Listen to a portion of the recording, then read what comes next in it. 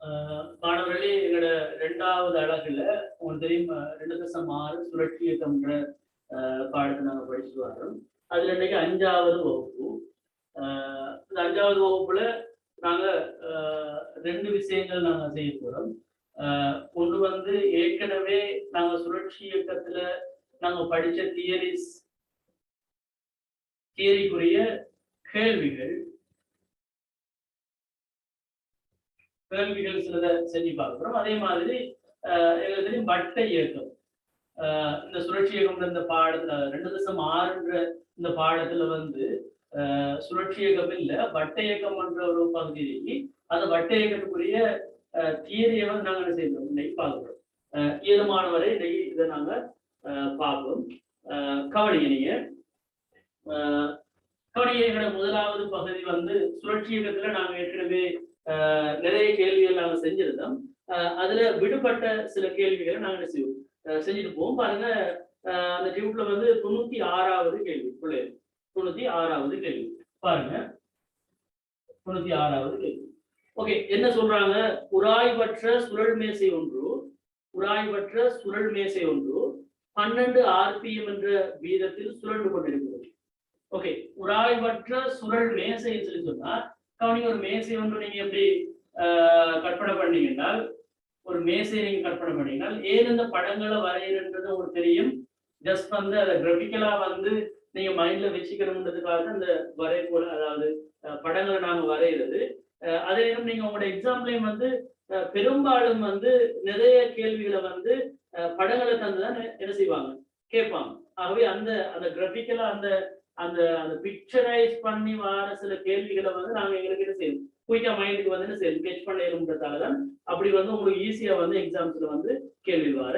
நீங்க இந்த டியூட்டை பாத்தீங்கன்னா இந்த டியூட்ல வந்து படங்கள் வந்து பெரும்பாலும் என்ன செய்யாது, இருக்காது. ஒரு சில படங்கள் இருக்கு. ஆகவே நீங்க இந்த டியூட்டை பொறுத்தவரை நீங்க என்ன செய்யணும்னா நீங்க தான் என்ன செய்யணும், படங்களை வரைஞ்சி அதுக்குரிய தரவுகளை நீங்க என்ன செய்யணும், அதுல குறிக்கணும். ஓகே, அது வந்து ஒரு நல்ல ஒரு பிராக்டிஸா அமையும்ன்றதால இந்த டியூட்டை வந்து நாங்க செய்யணும், கண்டினியூஸா செய்யும். ஓகே, பாருங்க, உராய்வற்ற சுழல் மேசை ஒன்று 12 RPM என்ற வீதத்தில் சுழண்டு கொண்டிருக்கிறது. இப்படி ஒரு நாங்க ஒரு வட்ட மேசைன்னு சொல்லி எடுத்தோம்னா இவர் வந்து ஒரு 12 RPM என்ற வேகத்துல, கோண வேகத்துல, அல்லது எங்களுக்கு தெரியும் RPM என்ற அழகு வந்து நாங்க ஏற்கனவே கழிச்சிக்கோம் ரொட்டேஷன் பெர் மினிட் இருந்து. இது வந்து உண்மையிலே நிமிஷத்துல தந்த ஒரு மீடியனை குறிக்கும் சொல்லி சொன்னோம். ஒரு மீடியனை குறிக்கும் சொன்னோம். இதை வந்து நாங்க 60ஆல பிரிச்சு வாரவது செகண்ட்ல வார, அதாவது ஹெர்ட்ஸுக்குரிய அளவுடைய மீடியனை வருவான்னு சொன்னார். ஓகே, அதை நாங்க அப்படியே வைப்போம். கட்டிற்கு சற்று மேல் இருந்து ஒரு 50 கிராம் பிரிவு ஓய்விலிருந்து விடுபடப்படுது. அப்ப இந்த மாதிரி இவர் சுத்தி தைக்கும் போது கவனிங்க, நாங்க சொல்ற மாதிரி இந்த அச்சுப்பற்றி இவர் சுத்துறாரு நாங்க எடுத்தோம்னால் இப்படி சுத்தி தைக்கும் போது இந்த அச்சுல இருந்து, அதாவது 50 கிராம் திரிவு ஒன்று நாங்க போடுறோம். கவனிங்க, இவர் திரிவு வந்து 50 கிராம், அதை நாங்க இப்படி போடும் போதும் அவர் வந்து என்ன செய்யறாராம், இதுல வந்து ஒட்டி கொள்றாராம், விளைவிடப்படுகிறார். திரிவு அச்சுல இருந்து 0.1 மீட்டரில் ஒட்டி கொள்றார். அப்ப இந்த தூரம் வந்து 0.1 மீட்டர் தூரத்துல வந்து இந்த திரிவு வந்து ஒட்டி கொள்றாரு. ஓகே, இப்படி ஒட்டி கொள்ளுகிறது மேசையின் சுழற்சி வீதமானது. இப்படி ஒட்டி கொள்றதால மேசையின் சுழற்சி வீதம் என்ன செய்யுதுனால் இந்த 12ல இருந்து எப்படி குறையுதுனால் 9 RPM ஆக குறைகிறதா சொல்றாங்க. 9 RPM ஆக குறைகிறது. சுழல் மேசையினது அதனது அச்சுப்பற்றிய சடத்துவ திருப்பம் என்னன்றதான் என்ன செய்யறாங்க, கேட்கலாம். சரியா? ஓகே, क्वेश्चन நம்பர் வந்து 96 கவனம் 96. அப்ப அச்சுப்பற்றிய சடத்துவ திருப்பம், யார சடத்துவ திருப்பம்னா இந்த சுழல் மேசை. இந்த மேசையோட சடத்துவ திருப்பம் IN என்றதுதான் கேள்வி. ஓகே, கவனிங்க, நாங்க ஏற்கனவே ஒரு மேசையோடு சுத்தி மேலதிகமா ஒரு திரிவொன்று வந்து இவர் ஒட்டி கொள்றாருனால் ஏற்கனவே இருந்த இவர சடத்துவ திருப்பம் வந்து இப்ப கட்டாயம் என்ன செய்யும், வித்தியாசப்படும். சடத்துவ திருப்பம் என்ன செய்யும், வித்தியாசப்படும். அப்படி சடத்துவ திருப்பம் வித்தியாசப்படும் போது இவர் சுழல் வேகமும் என்ன செய்யுது, வித்தியாசப்படுது. ஆனா இங்க நீங்க உங்களுக்கு தெரியும், வெளியில வந்து இந்த பொருளுக்கும் இந்த பொருளுக்கும் இடையில உள்ள அந்த அந்த அதாவது புற விசைகளோ அல்லது புற முறுக்கங்களோ இவங்க 2 பேருக்கும் வெளியிலிருந்து எதுவுமே தாக்கலன்றதால எங்களுக்கு என்ன செய்யறோம், இந்த இடத்துல என்ன செய்யறோம், எங்களுக்கு கோண உந்த காப்பு தத்துவம், கோண உந்த காப்பு தத்துவத்தை என்ன செய்யறோம் எங்களுக்கு இந்த இடத்துல எங்களுக்கு பயன்படுத்தி. அப்ப கோண உந்த காப்பு தத்துவத்தை நாங்க பயன்படுத்தும் போது முக்கியமா அவதானிக்கணும், எங்களுக்கு ஆரம்பத்துல இருந்த கோண உந்தம் என்ன தெரிஞ்சுக்கணும். அப்ப ஆரம்பத்துல இருந்த கோண உந்தம் ஏற்கனவே எங்களுக்கு தெரியும். கோண உந்தம்ன்றது நான் சொல்லுவோம் எல்ன்னு சொன்னோம். இது எதுக்கு சமனாரியும்னா ஒரு பொருளோட சடத்துவ திருப்பத்தை அதோட கோண வேகத்தால பெருக்குவாருக்கு சமன் சொல்லுவோம்.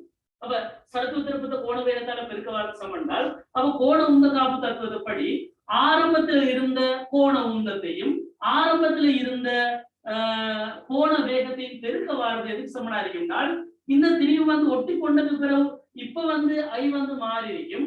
அந்த மொத்த ஐயையும் இந்த கோண வேகத்தால பெருக்க வாரது சமனா இருக்கும். ஓகே, ஆகவே நாங்க இந்த இடத்துல முதல் ஆரம்பத்தில் இருந்த கோண உந்தம் இது என்னன்னு பார்ப்போம். ஆரம்பத்தில் இருந்த கோண உந்தம் என்னன்றதை பார்ப்போம். ஓகே, ஆரம்பத்தில் இருந்த கோண உந்தம் என்ன, எங்களுக்கு இவர சடத்துவ திருப்பம் எங்களுக்கு தெரியா, ஆகவே ஐன்னு நாங்க போடுவோம். ஆனா கவனிக்க பிள்ளைகள் இவர சுழற்சி மீடுன்னு தெரியும் எங்களுக்கு. கவனமா இருக்கணும், இங்க எங்களுக்கு தெரியும் கோண வேகத்தால பெருக்கணும். எங்களுக்கு தெரியும் கோண வேகம்ன்றது 2πf தெரியும். இந்த இடத்துல கவனிங்க, நாங்க இந்த ஒமேகான்றதை காண போறது இல்லை. ஏன் காண தேவையில்லைன்னு சொன்னால் எங்களுக்கு தெரியும் ஆரம்ப கோண உந்தத்துக்கு நாங்க இறுதி கோண உந்தத்தை சமப்படுத்தப்படும். அவ இந்த இந்த இடத்துல பாருங்க, இந்த 12 நான் இதை இப்படி போட்டுண்டால் ஏதாச்சும் பிற வருமானதை நான் பார்க்கறேன். நான் இதை சுருக்கும் போதோ அடுத்த கட்டமா சொல்லிட்டாங்க. இதை வந்து நான் இந்த தந்த ஆர்பிஎம் இந்த அளவிலே நான் சேர்ப்பேன்.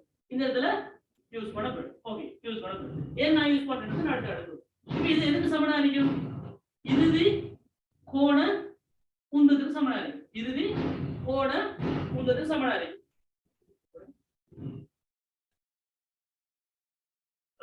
மாணவர்களே நாங்க கண்டினியூ பண்ணுவோம் சில தடங்கள். ஓகே, என்ன விஷயம்னா அப்ப இறுதி கோண உந்தம் என்னன்றதை எங்களுக்கு செய்யணும், தெரிஞ்சிருக்கணும். இறுதி கோண உந்தத்தை நாங்க எப்படி காணப்படும்னால் ஏற்கனவே தெரியும் எங்களுக்கு இவர இந்த வட்ட மேசையில சடத்துவ திருப்பம் ஐன்னு இருந்துச்சு. ஐ எங்களுக்கு தெரியும் மேலதிகமா இந்த திணிவு வந்து என்ன செஞ்சிருக்காரு, வந்திருக்காரு. இந்த திணிவு வந்து இந்த அச்சுல இருந்து எவ்வளவு தூரத்தில் இருக்கார், 0.1 மீட்டர் தூரத்தில் இருக்கார். அதுல இருந்து ஒரு திணிவு வந்து 50 கிராம் சொல்றீங்க. இப்படியான ஒரு அச்சு பற்றி ஒரு குறிப்பிட்ட ஒரு திணிவுக்கு நாங்க சடத்துவ திருப்பம் காண்பதாக இருந்தால் இவர சடத்துவ திருப்பத்தை எங்களுக்கு ஆரம்பத்தில் என்ன செய்யணும், காணணும். எங்களுக்கு தெரியும் இவர சடத்துவ திருப்பம் எதுக்கு சமனா இருக்கும், எம்ஆர் வர்க்கத்துக்கு சமனா இருக்கும். எம்ஆர் வர்க்கத்துக்கு சமனா இருக்கும். இந்த அச்சு பற்றி இவர சடத்துவ திருப்பம் இவர திணிவு கவனிங்க 0.05 நான் கிலோகிராம்ல போறேன். கவனமா இருக்கிறேன். நான் இதை வந்து நான் கட்டாயம் வந்து நியம அலகுல பாவிக்கிறேன். ஏன்றதை நான் சொல்றேன். கவனிங்க, நியம அலகு 0.05 அதே நேரம் தர ஆர் வர்க்கம். ஆர் எங்களுக்கு தெரியும் 0.1 வர்க்கம். நான் என்ன வரப்போறார் 0.05 தர இந்த இடத்துல வந்து 0.01 வர. ஆக நீங்க இதை பெருக்கினீங்கன்னா 5 தர இது எப்படி எழுதலாம்னா ஏற்கனவே தசத்துக்கு இங்கிட்ட 2 தானம் இங்கட 2 தானம், ஆகவே 10⁻4 என்று எழுதலாம். அப்ப இதுதான் இவர சடத்துவ திருப்பம். ஏற்கனவே இருந்த சடத்துவ திருப்பத்தை விட மேலதிகமா அதிகரிச்ச பெருமானம் இந்த பெருமானம். ஆகவே நாங்க என்ன செய்வோம்னால் இறுதி கோண உந்தத்தை காணும் போது இந்த பெருமானத்தை ஏற்கனவே உள்ள பெருமானத்திலிருந்து கூட்டுவோம். கூட்டிட்டு இப்ப அதை நாங்க என்ன செய்வோம்னால் அந்த சடத்துவ திருப்பத்தை என்ன செய்வோம்னால் இப்ப உள்ள கோண வேகத்தால் என்ன செய்யப்படும், பெருக்கப்படும். கவனிங்க, பெருக்கப்படும்.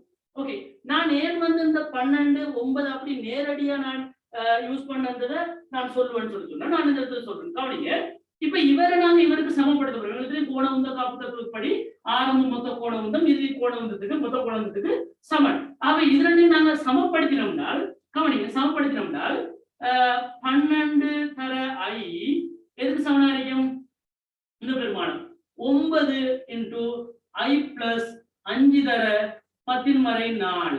ஓகே, இதுல என்னன்னா நீங்க பிள்ளைகள் கவனிங்க, நான் ஏன் வந்து இந்த நியமாளர்களுக்கு இந்த 12 RPM மாத்தல் என்றால் நீங்க இந்த பக்கமும் நீங்க 12 என்ன செய்வீங்க, 60ஆல பிரிப்பீங்க. பிரிச்சு 2π என்ன செய்வீங்க, பெருக்குவீங்க. அப்படிதான் நான் கண்டுபிடிக்கிறேன். ஒமேகாவை நாங்க கண்டுபிடிக்கும் போது இவருக்கு நாங்க என்ன செய்வோம்னால் 12 60ஆல பிரிப்போம். செகண்டுக்கு எவ்வளவு சுழற்சின்றதை பார்ப்போம். பார்த்து நாங்க என்ன செய்வோம், அவரை 2π பெருக்கினால் நாங்க சொல்லுவோம் கோண வேகம் சொல்லுவோம். இதே வேலையை நாங்க இவருக்கும் செய்வோம். ஆகவே இந்த ரெண்டு பக்கமும் நீங்க பாத்தீங்கன்னா இந்த 12ஐயும் நான் இதே கணியத்தால பிரிச்சு பெருக்கிறதும் இந்த 9ஐயும் இதே கணியத்தால பிரிச்சு பெருக்கிறதும் ரெண்டு பக்கமும் நீங்க பாத்தீங்கன்னா ரெண்டு பக்கமுமே அவங்க ரெண்டு பேரும் என்ன செய்வாங்க, கேன்சல் ஆகுவாங்க. ஆக இந்த இடத்துல நான் என்ன செய்ய தேவையில்லை, இந்த 60ஆல பிரிக்கிறதோ அல்லது 2π பெருக்கிறதோ இந்த வேலையை நான் என்ன செய்ய தேவையில்லை. அதே நேரம் கவனமா இருக்கணும். இந்த இடத்துல கவனிங்க, இந்த இடத்துல நாங்க இந்த சடத்துவ திருப்பத்தை நாங்க காணும் போது நாங்க இங்க நியம அலகுகளை பயன்படுத்தினோம். ஏன் இங்க நியம அலகுகளை பயன்படுத்தினோம்னா இந்த சடத்துவ திருப்பம் நாங்க காண வேண்டியது நியம அலகுகளை காணணும். நியம அலகுகளை காண்றதாக இருந்தால் நாங்க இந்த பெருமானம் நியம அலகுகள் இருந்தால் தான் இந்த பெருமானம் எங்களுக்கு நியம அலகுல வரும். ஏனால் கூட்டும் போது கவனிங்க, ஒரே அலகுள்ள அல்லது ஒரே பரிமாணம் உள்ள பருமன்களை தான் எங்களுக்கு என்ன செய்யணும், கூட்டையிலும் அல்லது கழிக்கலும்ன்றது உங்களுக்கு தெரிஞ்சிருக்கு. ஓகே, ஆகவே இந்த இடத்துல நாங்க நியம அலகுகளை பயன்படுத்துறோம். இப்ப இதை நீங்க சுருக்கினீங்கன்னா கவனிங்க, இதை 3ஆல சுருக்கினீங்கன்னா 3, இது 4. அப்ப 4i சமன் 3ஆல பிரிக்கிறீங்கன்னா நீங்க 3i பிளஸ் 3 5 15 தர 10 மறை 4 வரும். இந்த 3i நீங்க இங்க வந்தீங்கன்னா i சமன் 15 தர 10 மறை 4ன்றத எங்களுக்கு எப்படி எழுதலாம், 1.5 தர 10 மறை 3. எங்களுக்கு இது நாங்க ஏற்கனவே இவர் நியமானங்களை போட்டதால இவருக்கு எங்களுக்கு நியமானங்கள் வருவார். ஆகவே எங்களுக்கு கிலோகிராம் மீட்டர் வர்க்கம் என்ற இந்த ஆன்சரை எங்களுக்கு கொடுக்க ஏழுமா இருக்கு. கவனிங்க, இந்த கேள்வி ஒரு சின்ன கேள்விதான். ஆனா நாங்க எங்களுக்கு தெரியும், நாங்க ஏற்கனவே நாங்க இது படிச்சிட்டோம்.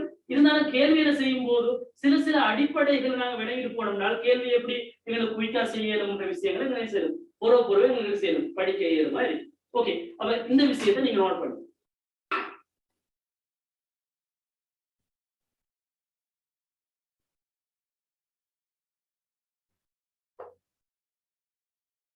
கவனிங்க, அடுத்த கேள்வி நாங்க செய்ய வேண்டிய கேள்வி 101வது கேள்வி. கவனிங்க, 101வது கேள்வி. ஒரு சுழலக்கூடிய வட்டத்தட்டு உராய்வற்ற நிலைக்குத்தான திருகாணி ஒன்றில் பொருத்தப்பட்டது. அப்ப சுழலக்கூடிய ஒரு வட்டத்தட்டை என்ன செஞ்சிருக்காங்கன்னா கவனிங்க, வட்டத்தட்டு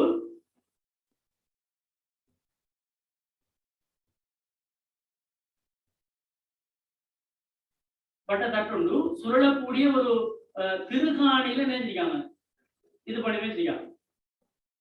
திருகாணி உங்களுக்கு தெரியும், இந்த மாதிரி ஷேப்ல இருக்கும்.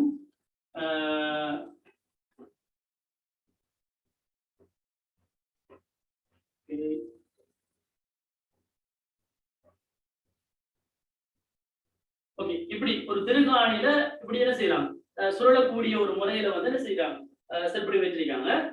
தட்டு கிடையாக உள்ளது. ஓகே, கிடையாக நாங்க வரைந்திருக்கோம். ஓகே, தட்டின் சடத்துவ திருப்பம் 3 தர 10 மறை 2 கிலோகிராம் மீட்டர் வர்க்கம் நியம அலகுல தந்திருக்காங்க. ஓகே, அதன் திணிவு 1.2 கிலோகிராம் சொல்லிருக்காங்க. ஓகே, அதுவும் சரி. தட்டானது 2 சுழற்சிகள் per செகண்ட் என்ற ஆரம்ப கோண கதியுடன் சுழற்றப்படுகிறது. கவனிங்க, இந்த இடத்துல இவங்க கோண கதின்னு சொல்றது கவனமா இருக்கணும். நிறைய பேருக்கு டவுட் வர இடம், கோண கதின்னு தானே சொல்றீங்க. ஆகவே கோண கதின்றது 2 சுழற்சிகள் per செகண்ட் சொல்றீங்க. அப்ப இதை நாங்க டிரெக்டா ஒமேகான்னு போடலாமா என்றால் இல்ல, இது ஒமேகா இல்ல. கவனமா இருக்கணும், இது சுழற்சி per செகண்ட்ன்றது ஒரு செகண்ட்ல வார சுழற்சின்றது என்னது, மீடியன். அப்ப இதை தந்தது மீடியன்ல தான் தந்திருக்காங்க. மீடியன கோணக்கதின்னு சொல்லலாம். கவனிங்க, ஆனால் நீங்க இந்த இடத்துல என்ன செய்யணும், கோணக்கதிக்கு நீங்க என்ன செய்யணும், உண்மையாக ஒமேகாவை நாங்க கண்டுபிடிக்கிறதாக இருந்தால் 2π என்ன செய்யணும், பெருக்கணும்ன்றது உங்களுக்கு தெரியும். ஓகே, இந்த விஷயம் நோட் பண்ணிக்கணும். ஓகே, அப்போது தட்டு மேலெழுகின்றது, பின்னோட்டை காண்கிறது. கவனிங்க, இப்படி திருகாணி ஒன்றுல இருக்கிற ஒரு இப்படி வச்சிருக்கிற தட்டு இந்த சுழற்சி per செகண்ட் இந்த கோண வேகத்துல இப்படி சுத்துறார். இந்த கோண வேகம் கவனிங்க, மீடியன் உண்மையில 2 ஹெர்ட்ஸ். 2 ஹெர்ட்ஸ் தானே, ஒரு செகண்ட்ல 2 சுழற்சிகள் 2 ஹெர்ட்ஸ். அல்லது இதுல நீங்க ஒமேகாவை நீங்க கண்டுபிடிக்கிறதாக இருந்தால் கவனிங்க, ஒமேகா சமன் 2π × f எங்களுக்கு தெரியும். அப்ப இந்த பெருமானத்தை 2 நாங்க 2π பெருக்கினால் 4π ரேடியன் செகண்ட் மைனஸ் வருது. இதுதான் உண்மையான கோண வேகத்துல பெருமாள். ஓகே, அவ இந்த கோண வேகத்துல இவர் சுத்தும் போது இதுல இப்படி திருகாணி ஒன்று இருக்கிறதால இப்படி சுத்தி சுத்தி சுத்தி மேல போறது பார்ப்பார். ஒரு பக்கம் நாங்க சுத்தினா மேல போறதும் மத்த பக்கம் சுத்தினால் கீழே இறங்குறதுமாக இவர் என்ன செய்வார், இருப்பார். ஆக இவரை இந்த கோண வேகத்தோடு இப்படி சுத்தும் போது இவர் என்ன செய்யறாராம் என்றால் என்ன செய்யறாராம், அப்போது தட்டு மேல எழுதுறதுன்னு சொல்றாங்க. இந்த தட்டை என்ன செய்யணும், இப்படி சுத்தி சுத்தி சுத்தி மேல போறார். ஒரு கட்டத்துல மேல இப்படி போறார், இப்படி போறார், மேல போறார். இப்படி மேல போனால் கவனிங்க, இப்படி மேல போனால் இதே தட்டு கொஞ்சம் மேல இப்படி போயிருக்காருந்தால் கவனிங்க, இந்த நிலைமையில் அடிக்காருந்தால் இவர் நிலைக்குத்தாக மேல் நோக்கி ஒரு தூரம் போயிருப்பாரு. இந்த தூரத்தை நான் எச்சின்னு போட்டால் இவர் விலைக்குத்தாக மேல் நோக்கி போயிருக்காருந்தால் இந்த கிடை மட்டத்தில் இருந்தவர் இப்ப இந்த கிடை மட்டத்தில் இருக்கார். அவன் இந்த தட்டுக்கும் ஏற்கனவே இருந்த இடத்துக்கும் இப்ப இருக்கிற இடத்துக்கும் இடையில எச் உயரம் ஒன்று போயிருக்கு. இந்த எச் உயரம் போயிருக்கு. அப்ப என்ன கேட்காங்கன்னா தட்டின் ஆரம்ப இயக்க சக்தியை கேட்காங்க. தட்டின் ஆரம்ப இயக்க சக்தியை கேட்காங்க. தட்டின் ஆரம்ப இயக்க சக்தியை கேட்காங்க. கவனிங்க யூஸ் பண்ணலாம் தானே. தட்டின் ஆரம்ப இயக்க சக்தியை கண்டுபிடிக்கணும். என்ன செய்யணும் இந்த இடத்துல? நேர்கோட்ல இயக்க சக்திங்கிறது ½ mv வர்க்கம். அதே போல சுழற்சி இயக்கத்துல இயக்க சக்திங்கிறது ½ I ஒமேகா வர்க்கம். I ஒமேகா வர்க்கம். ஓகே, சொல்லுங்க. அப்ப அரை தெரியும் எங்களுக்கு. அரை ஐக்கு பதிலா என்ன போடுவீங்க? ஐடு பெருமானம் தந்திரிக்காங்க. இந்த பெருமானம் தந்திரிக்காங்க. ஓகே, இந்த பெருமானத்துக்கு போடுங்க 3 தர 10 வரை 2, 3 தர 10 வரை 2. அதே மாதிரி ஒமேகாவுக்கு பதிலா என்ன போடலாம்னா எங்களுக்கு 4π என்ன ஒமேகாவுக்கு பதிலா கவனிங்க, அரை தர 3 தர 10 வரை 2 தர 4π. கவனிங்க, இந்த 4π வர்க்கம் என்ன அப்படிதானே? 4π வர்க்கம் என்ன? 4π வர்க்கம். ஓகே, அப்ப 4π வர்க்கத்தை நாங்க எப்படி சுருக்குவோம்? கவனிங்க, அரை தர 3 தர 10 வரை 2 தர 4π வர்க்கத்தை 4 வர்க்கம் 14. அதே மாதிரி பைட வர்க்கம் நான் ஏற்கனவே சொல்றேன். பைட வர்க்கம் அண்ணளவாக 10ன்னு சொல்லி அவை 10ன்னு போட்டீங்கன்னா சரி, 10ன்னு போட்டா சரி. அப்ப எங்களுக்கு சுருக்கிறதுக்கு எப்படி இருக்கும்? இல்லையா சார், இது சுருக்கிறீங்கன்னா வரும் 8 8 8 3 24 8 3 24 10 மறை 2 10 10 மறை 1 வருவார். அப்ப 24 10ஆல பிரிச்சால் 2.4 நியூட்டன் மீட்டரா? 2.4. கவனிங்க, தட்டின் ஆரம்ப இயக்க சக்திகள். அப்ப இயக்க சக்தி 2 என்னது? ஜூல். என்ன ஜூல்? கவனமா இருக்கணும், அழகு கவனமா இருக்கணும். 2.4 ஜூல். ஓகே, இந்த விஷயம் விளங்கி. ஓகே, அடுத்து என்ன கேள்வி சொல்றாங்க? ஓய்வுக்கு வரும் முன் தட்டு மேலெழும் உயரம். இப்படி இவர் இப்படி சுத்தி சுத்தி சுத்தி போய் மேல் நோக்கி எச் உயரம் போயிருக்காரு என்றால் இந்த எச்சை நாங்க எப்படி கண்டுபிடிக்கிறதுதான் அடுத்து கேட்காங்க. ஒரு விஷயம் தாராங்க, இப்படி சுத்திட்டு இருந்தவர் இந்த மேல போகும்போது இந்த இடத்துக்கு போகும்போது இவர் ஓய்வடைகிறார்னு சொல்றாங்க. ஓய்வடைகிறார். அப்ப சுத்திட்டு இருந்தவர் ஓய்வடைகிறார் என்றால் இங்க என்ன நடந்திருக்கிறோம் என்ற அறிவு எங்களுக்கு. ஓகே, எனக்கு ஒரு ஆள் சொல்லுங்க. இதை எங்கே சமப்படுத்தலாம்? தெளிவா சொல்றேன். ஏன் இந்த எச்சை கண்டுபிடிக்கிறதுக்கு நாங்க சொல்லுங்க, இந்த 2.4 ஜூல்ன்றதை எம்ஜிஹெச் சமப்படுத்துறோமா? சொல்லுங்க.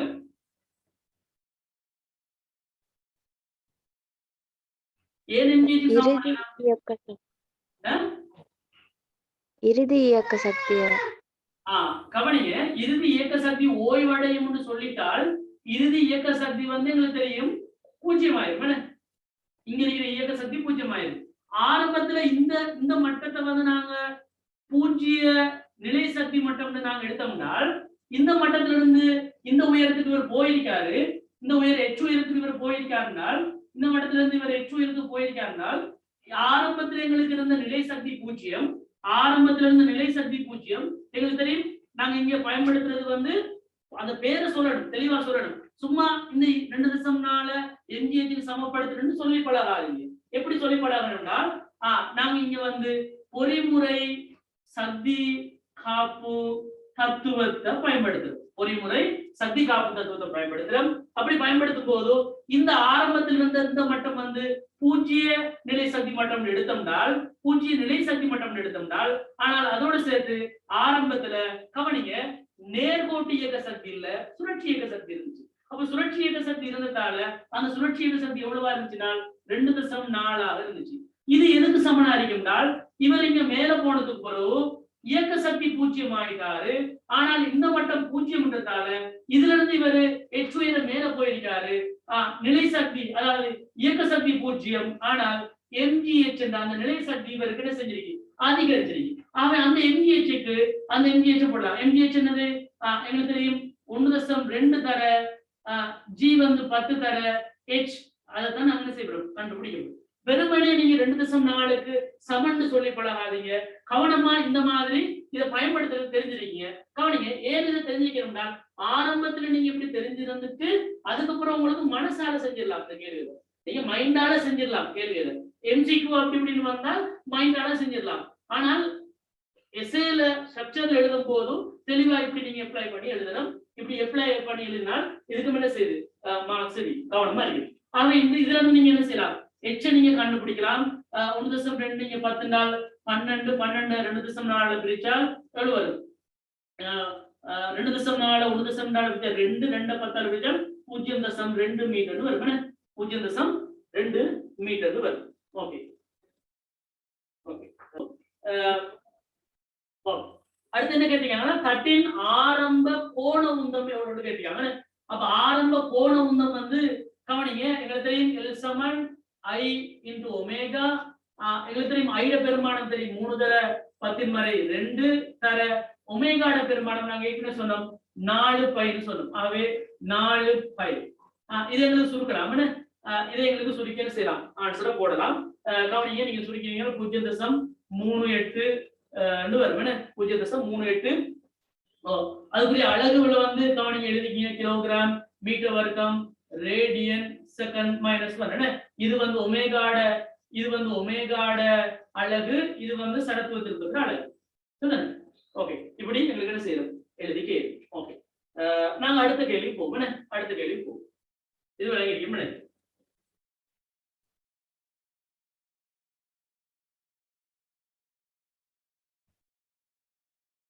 கவனிங்க அடுத்த கேள்வி. கவனிங்க, சில கேள்விகள் வந்து கவனமா இருக்கிறோம். இந்த கேள்வி பாருங்க. 102வது கேள்வி பாருங்க. 102வது கேள்வி. 102வது கேள்வியில ஒரு படம் ஒன்று தந்திருக்காங்க. கவனிங்க, ஏற்கனவே வந்து ஒரு தட்டு இப்படி இருக்கு, ஒரு பரப்பு சில்லுண்டு சுரணிருக்கார். கவனிங்க, இப்படி சுழன்றிருக்கார். இப்படி சுழன்றிருக்கிற பரப்பு சில்லுல ஓகே, இன்னொரு மேல ஒரு தட்டு ஒண்ணு என்ன செய்யறாங்க, அதாவது ஒரு துளை உள்ளது ஒரு தட்டு உண்டு. கவனம் அறிகிறோம், ஒரு துளை உள்ள ஒரு தட்டை என்ன செய்யறாங்க, இதுல துளை ஒன்று இருக்கிற மாதிரி காட்டிருக்காங்க. கவனம் அறிங்க. ஓகே,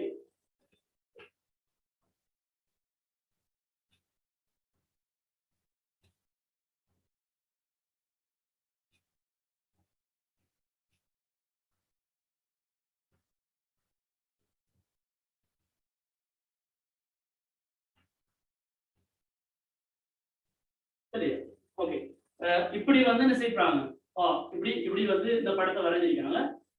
கவனமா அதை நோட் பண்ணி. ஓகே, என்னென்னா ஒரு பரப்பு சில்லு நிலைக்குத்து அச்சுப்பற்றி 200 ரேடியன் செகண்ட் -1 என்ற மாறாவிதத்தில் சுழற்றப்படுகிறது. இதுதான் பரப்பு சில்லு. இந்த பரப்பு சில்ல வந்து என்ன செய்யறாங்கன்னா, அதாவது 200 ரேடியன் செகண்ட் -1 என்ற இந்த கோண வேகத்தோட இவர் வந்து நிறுத்திக்காங்க, சுத்திட்டு இப்படி சுத்திரிக்கும் போது தனது மையத்தில் துவாரத்தை கொண்ட உலோக தட்டு படத்தில் காட்டியுள்ளது போல பரப்பு சில்லுக்கு நிலைக்குத்தாக சற்று மேலே பிடிக்கப்பட்டு ஓயிலிருந்து விடவிடப்படுகிறது. இவர் ஓயிலிருந்து விடவிடுறாங்க. கவனமா இருக்கணும், ஓயிலிருந்து விடவிடப்படுகிறது. தட்டுக்கும் பரப்பு சில்லுக்கும் இடையிலான உராய்வு காரணமாக இதுக்கு இந்த இவர் பரப்பு செல் இவர் தட்டு இவங்க ரெண்டு பேருக்கும் இடையிலான உராய்வு காரணமாக என்ன சொல்றீங்க 0.5 செகண்ட்ல 0.5 செகண்டில் உலோகத்தினூடாக செல்லும் கவனிங்க பரப்பு செல்லுக்கும் இடையிலான உராய்வு காரணமாக 0.5 செகண்டில் உலோகத்தட்டானது 200 ரேடியன் பெர் செகண்ட் என்ற ஆர் கொடுக்கிறது. கவனிங்க இவர் ஆரம்ப கோண வேகம் வந்து 0. ஆரம்பத்திலே நாங்க ஓய்விலிருந்து இவரை இப்படி விழவிடுறோம். விழவிட்டுட்டு பக்கத்துல இருக்கிறதால இப்படி விழவிடுறோம். வந்த உடனே இவரை டச் பண்ணுவாரு.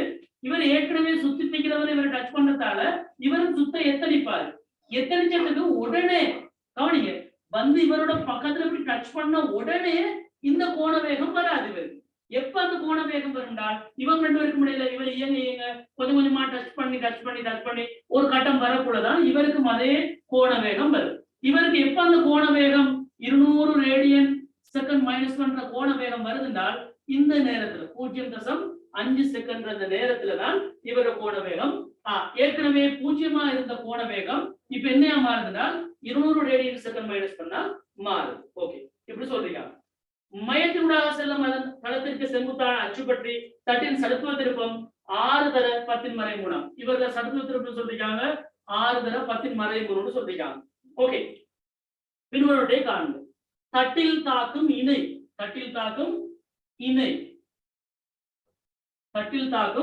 இணை என்னன்னு கேட்டிருக்காங்க. கவனிங்க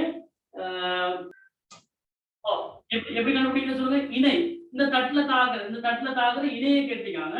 இந்த இணையை நாங்க எப்படி கண்டுபிடிக்கிறேன் சொல்லுங்க. தட்டில் தாக்கும் இணைன்னு கேட்டிருக்காங்க. எப்படி கண்டுபிடிக்கிறேன் அவசரமா சொல்லுங்க.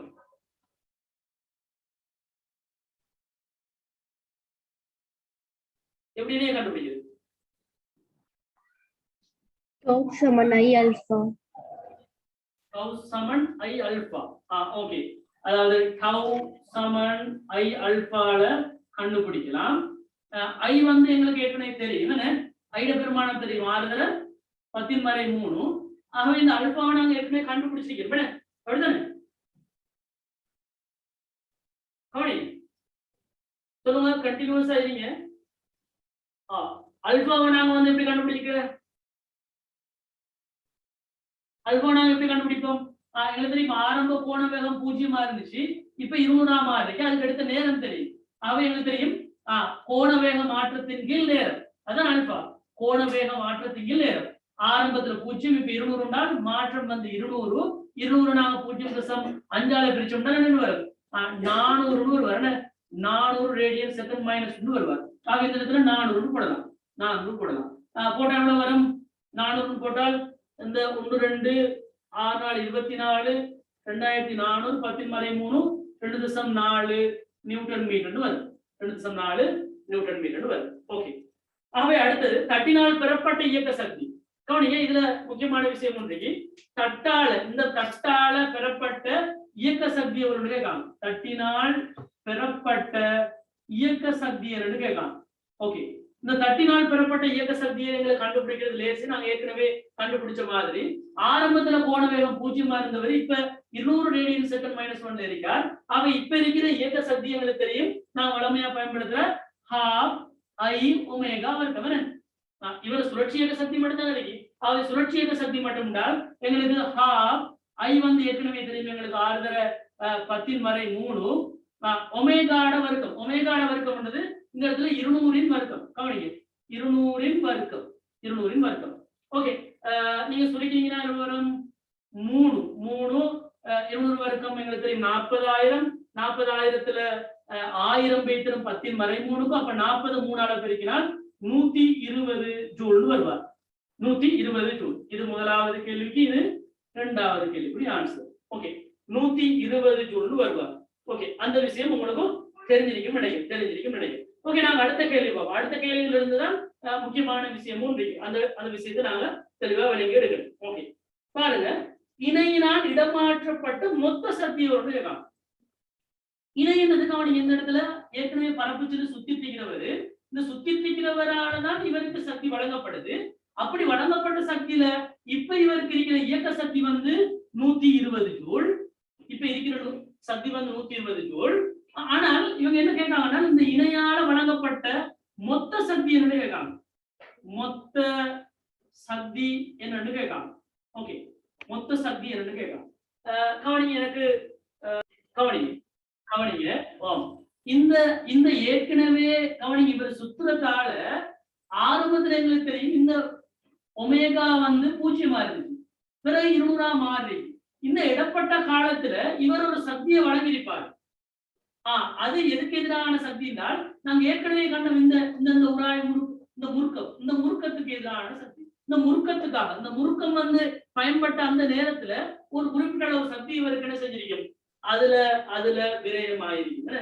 அதுல விரயமாயிருக்கு. இந்த முறுக்கம் தொழில்பட்ட நேரம் இந்த 0.5 செகண்ட் இந்த நேரம் இவர்ல ஒரு சக்தியோடு வழங்கப்பட்டு, அப்படியும் அவர் வழங்கப்பட்டு கொஞ்ச நேரம் போனதுக்கு பிறகுதான் இவர இயக்க சக்தி இந்த மாதிரி 120 ஜூலாக மாறுகிறது.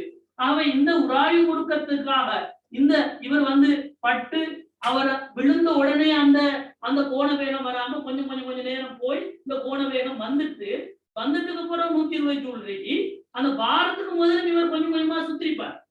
சரியா? பாரத்துக்கு முதல்ல கொஞ்சமா சுத்திரிப்பார். அப்ப அந்த சுத்துற அந்த அந்த காலத்துல இவரு சுத்த ட்ரை பண்ண அந்த அந்த சக்தியை வந்து இவர் தான் வழங்கியிருப்பார். அப்ப அந்த சக்தியை நாங்க கண்டுபிடிக்கிறோம். அந்த சக்தியை நாங்க எப்படி கண்டுபிடிக்கிற, அவர்தான் தொழிற்பட்ட ஏற்கனவே நாங்க இந்த டவ்வை வந்து நாங்க கண்டுபிடிச்சிருக்கோம். இந்த டவ்வை கண்டுபிடிச்சோம்னால் அந்த சந்தர்ப்பத்துல அவருக்கு எதிராக செய்யப்பட்ட வேலை கவனிங்க, இந்த முறுக்கத்தால செய்யப்பட்ட வேலை எங்களுக்கு தெரியும் டவ் இன்டு தீட்டான்னு சொன்னோம். இது எப்படி நாங்க நேர்கோட்டு இயக்கத்துல வேலை வந்து திசையில் அசைந்த தூரமோ அதுக்கு சமவளவான ஒரு சமன்பாடு சொன்னோம்.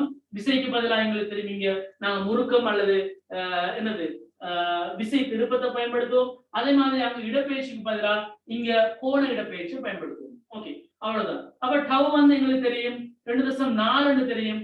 தீட்டாவை இங்க கண்டுபிடிக்கிற தேவை, தீட்டாவை கண்டுபிடிக்கிற தேவை. ஓகே, தீட்டாவை நாங்க எப்படி கண்டுபிடிப்போம், இந்த காலத்துக்குள்ள எவ்வளவு கோணம் இவர் சுத்தினார்ன்றது எங்களுக்கு என்ன செய்யலாம், கண்டுபிடிக்கலாம். எப்படி கண்டுபிடிக்கலாம் கவனிங்க, எங்களுக்கு தெரியும் தீட்டா சமன் எங்களுக்கு தெரியும் S1 UT plus half AT வர்க்கம்க்கு சமவளவான சமன்பாடு இங்க தீட்டா சமன் omega naught T plus half alpha T வர்க்கம். ஆல்பா T வர்க்கம் நாங்க பயன்படுத்தினோம்னால் இந்த இடத்துல எங்களுக்கு என்ன செய்யலாம், ஆரம்ப கோண வேகம் 0, இவர் 0. அவை தீட்டா சமன் அரை தர அல்பா வந்து ஏற்கனவே நாங்க 400 கண்டுபிடிச்சோம். 400 தர டைம் வந்து 0.5. இந்த காலத்துல உள்ள டைம் வந்து 0.5. 0.5 வர்க்கம் வந்து 0.25. இதை நீங்க பெருக்கினீங்கனால் 200 கட்டாயம் வந்து எவ்வளவு வரும், 225. தீட்டா வந்து கவனிங்க, தீட்டா வந்து 50 ரேடியன் வரும். 50 ரேடியன் வரும். 50 ரேடியன் இதை நீங்க சுருக்கினீங்கன்னா தீட்டா வந்து 50 ரேடியன் வரும். அவ இந்த 50 இந்த 2.4 நீங்க பெருக்கினீங்கனால் 24 5 பெருக்கினால் 120 ஜூல் வரும். 120 ஜூல் வரும். கவனம். ஓகே, கவனிங்க, இங்க இவர் இயக்க சக்தியும் இப்ப இருக்கிற இயக்க சக்தியும் 120 ஜூல், அந்த முறுக்கத்துக்கு எதிராக செஞ்ச வேலையும் 120 ஜூல். ஆகவே இந்த தட்டால வழங்கப்பட்ட மொத்த சக்தி என்னென்றால் இந்த 120 ஏற்கனவே இவருக்கு இப்ப இருக்கிற இயக்க சக்தியையும் இவர் ஆரம்பத்துல இந்த இடப்பட்ட இந்த காலத்துல இவருக்கு வழங்கின அந்த உராய்வுக்கு எதிராக வேலை செஞ்ச 120 இந்த ரெண்டையும் நீங்க கூட்டினீங்கனால் உங்களுக்கு தெரியும் 240 ஜூலாக காணப்படும். 240 ஜூல் என்னது இவர் வழங்கின மொத்த சக்தி 240 ஜூலாக. அந்த 2,3 பெறப்பட்ட விடைகள் ஏன் சமமற்றவைன்னு கேட்டியான். அப்ப அந்த சமமற்றவை என்ற கேள்விக்கு நாங்க ஏற்கனவே சொன்னதுதான். அதாவது இவரு 2,3 தான் கவனிங்க, 2ன்றது வந்து எங்களுக்கு தெரியும் இவர் இயக்க சக்தி 120 ஜூல்ன்றது. மூணாவது இடத்துல கவனமா இருக்கணும், செய்யப்பட்ட அந்த மொத்த வேலை என்று பார்க்கும்போது நாங்க ஏற்கனவே 2 வேலையும் நான் கூட்டணும் சொல்லியிருந்தோம். அந்த 240 வித்தியாசப்படுறதுக்கு காரணம் வந்து அந்த முறுக்கத்தால செய்யப்பட்ட இட காலத்துல செய்யப்பட்ட அந்த வேலைன்றதுதான் உண்மையான ஆன்சர். ஓகே.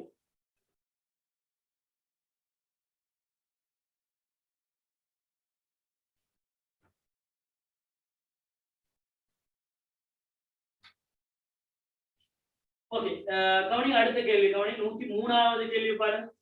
103வது கேள்வி. 103வது கேள்வி. இது பண்ணுங்க. அடுத்தது முக்கியமான கேள்வி. 105வது கேள்வி. கவனிங்க. ஒரு சில்லு வந்து இப்படி உருண்டுட்டு போகுதுனால், இப்படி உருண்டு இப்படி போகும்போது நான் சொன்ன இப்படி உருள்றதால இவருக்கு சுழற்சி இயக்கமும் இருக்கும். அதே மாதிரி இவர் இந்த இங்க இயங்கிருப்பாரு. ஆகவே இவருக்கு நேர்கோட்டு இயக்கமும் இருக்கும்னு சொல்லி சொன்னோம். இவருக்கு கோண வேகம் ஒமேகாவும் இருக்கும். இவர் இந்த சில்லிட மையத்துல உள்ள நேர்கோட்டு வேகமும் இருக்கும்னு சொல்லி சொன்னோம். ஆகவே இப்படி நேர்கோட்டு வேகம் இருக்கும் போது இந்த இடத்துல உள்ள வேகம், இந்த இடத்துல ஒரு குறிப்பிட்ட ஒரு கணம்ன்றது சிறிய ஒரு டைம், இவர் இப்படி சுத்திட்டு வரும்போது ஒரு கொஞ்ச நேரத்துல இவர் டச் பண்ணிருப்பார். அதுக்கு இவர் டச் பண்ணுவார், அதுக்கு இவர் டச் பண்ணுவார், இவர் டச் பண்ணுவார், இவர் டச் பண்ணுவார். இந்த டச் பண்ற அந்த டைம் எடுத்தீங்கன்னா மிக மிக குறுகிய நேரமா இருக்கு. அவ இந்த இடத்துல இவர் டச் பண்ணும் போது அவர வேகம், இவர கணநிலை வேகம் உண்டு நாங்க சொல்லுவோம். கணநிலை வேகம் இந்த இடம் வந்து டச் பண்ற இடத்துல ஏன்ற ஒரு புள்ளிண்டால் ஒரு இந்த இடத்துல இருக்கிறவரு கொஞ்சம் அங்கிட்டு போகும்போது ஏன்றவர் இங்க வந்துடுவார். விளைச்சா இப்படி இப்படி சுத்துறதால ஏன்றவர் இங்க வந்துடுவாரு. இப்ப இங்க இருந்த பீன்றவர் தான் இப்ப வந்து இங்க டச் பண்ணிட்டு இருப்பாரு. இப்ப இந்த இடத்துல பீன்றவருக்கு தான் இந்த கணநிலை வேகம்னு சொல்லுவோம். அப்ப இந்த இடத்துல கவனிங்க, டச் பண்ணி இருக்கிற இடத்துல இந்த கணநிலை வேகம் வந்து 0 இருக்கும். இந்த 0 எப்படி வரும்ன்றதையும் நாங்க ஏற்கனவே சொல்றோம். இந்த இடத்துல 2 வகையான இயக்கம் இருக்குன்னு சொன்னோம். 2 வகையான இயக்கம்னா என்ன? எங்களுக்கு தெரியும் சுழற்சி இயக்கம்.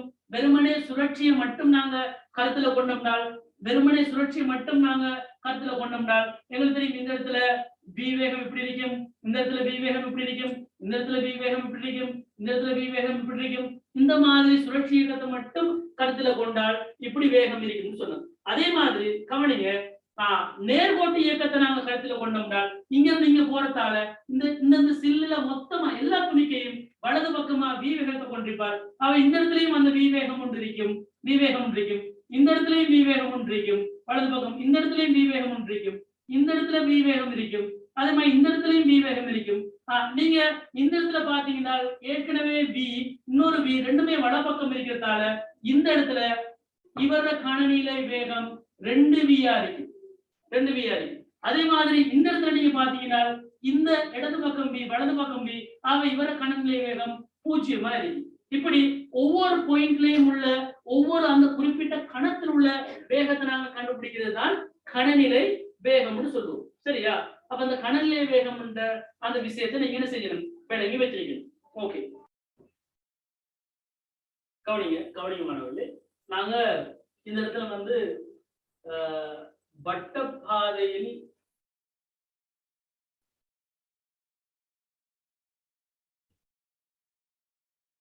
இயக்கம் இந்த விஷயத்தை நாங்க பார்க்கணும். கவனிங்க, வட்டப்பாதையில் இயக்கம்ன்றத விஷயத்தை பார்க்கிறதாக இருந்தால் நாங்க ஏற்கனவே வட்டப்பாதையில இயங்குற ஒரு பொருள் ஆரம்புகள் கோண வேகம் சம்பந்தமா நாங்க நிறைய விஷயம் பேசிருக்கோம். ஆரம்பத்திலே நாங்க பேசிட்டோம். இந்த இடத்துல கவனிங்க, வட்டப்பாதையில இயக்கம்ன்றது முக்கியமா கவனமா இருக்கணும். ஒரு சீரான வட்டப்பாதை நாங்க இது சொல்லுவோம். இந்த சீரானன்ற டேர்ம் வந்து நாங்க யூஸ் பண்றது காரணம் என்னென்றால் கவனமா இருக்கணும். இங்க வட்டப்பாதையில் இயங்குற நாங்க இங்க படிக்கிற இந்த வட்டப்பாதையில் இயங்குற இந்த பொருளுக்கு கவனிங்க, இவர கோண வேகத்தை நீங்க எடுத்தீங்கன்னா மாறா கோண வேகம் உடையவரா இருப்பார். மாறா கோண வேகம் உடைய இந்த துணிக்கைகளுக்கு தான் உரிய சீரான அந்த வட்டப்பாதை இயக்கத்தை நாங்க இங்க படிக்க போறோம். அந்த மாதிரி வட்டப்பாதை இயக்கத்தை தான் நாங்க சீரான வட்டப்பாதையில் இயக்கம் நாங்க இங்க சொல்லுவோம். கவனமா இருக்கிற மாறா கோண வேகம். அதே மாதிரி எங்களுக்கு இவர தொடலி வழியே இவருக்கு ஒரு வேகம் ஒன்றையும் நாங்க சொன்னோம்.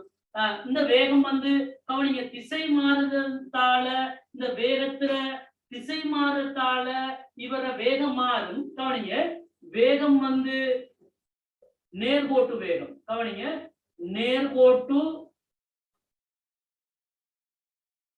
வேகம் வந்து கவனிங்க, நேர்கோட்டு வேகம் வந்து மாறும். இந்த மாறுது காரணம் என்னென்றால் திசை மாறுறது. திசை மாறுறது. ஆனால் கவனமா இருக்கணும், பருமன் என்ன செய்யாதுன்றால் மாறாது. பருமன் மாறாது, திசை மாறும்.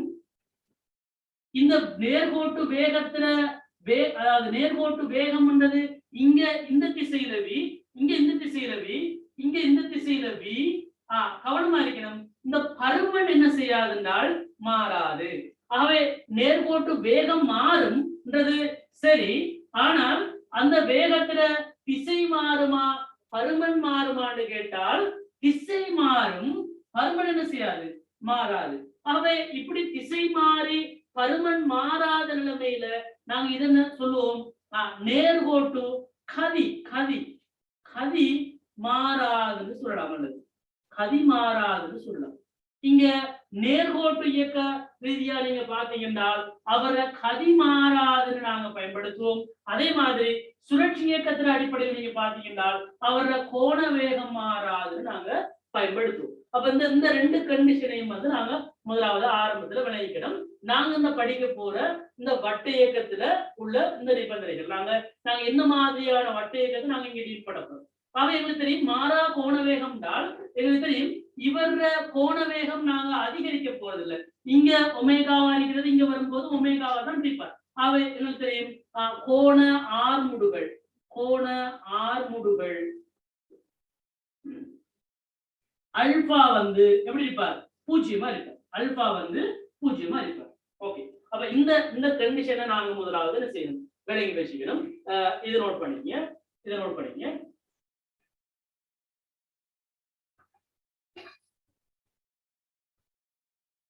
ஓகே ஓகே, நாங்க அடுத்த விஷயத்தை பார்ப்போம். கவனிங்க, இதோட நாங்க ஏற்கனவே இந்த வட்டப்பாதையில் இயங்குற ஒரு துணிக்கை அந்த கணியங்கள் சம்பந்தமா நான் திரும்ப ஒருக்கா உங்களுக்கு என்ன செய்யுது இதை சொல்லிட்டு வரேன். கவனிங்க, இந்த வட்டப்பாதையில மையம்னு நாங்க எடுத்தோம்னால், வட்டப்பாதையில மையம்னு எடுத்தோம்னால் கவனிங்க, இந்த இடத்துல ரெண்டு வகையான ஆர்முடுகள் சம்பந்தமா நாங்க காய்ச்சோம். ரெண்டு வகையான ஆர்முடுகள் சம்பந்தமா காய்ச்சோம். இப்படி இயங்கும் போது தொடரி வழியே ஒரு ஆர்முடுகள் காணப்படும். அதை நாங்க டேஞ்சன் வழியாக வாரத்தால ஏடின்னு குறிப்போம் சொன்னோம்.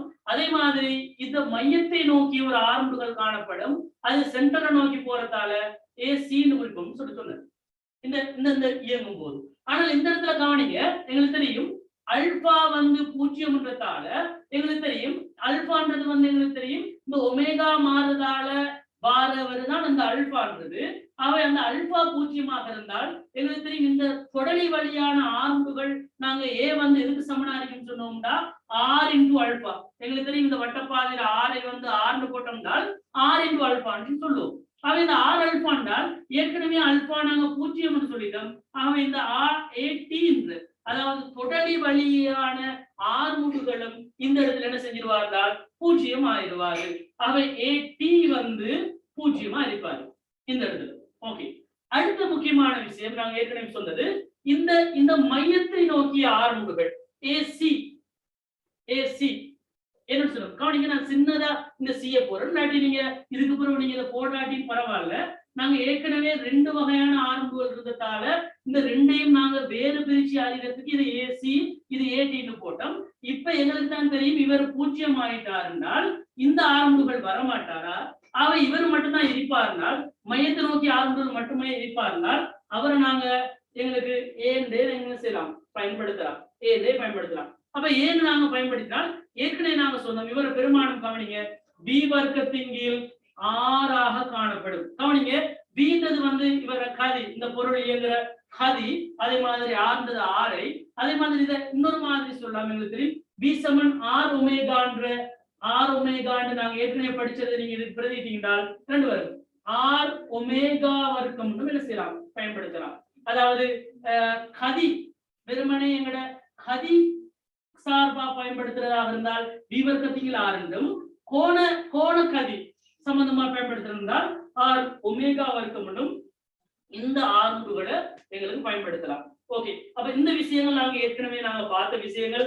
அதோட கவனமா இருங்க, இப்படி ஒரு வட்டப்பாதையில் இயங்குற ஒரு பொருளுக்கோ முக்கியமான விஷயம், இப்படி மையத்தை நோக்கி ஒரு ஆர்முடுகள் இருக்குதா இருந்தால் கட்டாயம் இந்த பொருளுக்கு ஒரு திணிவிரிக்கும்.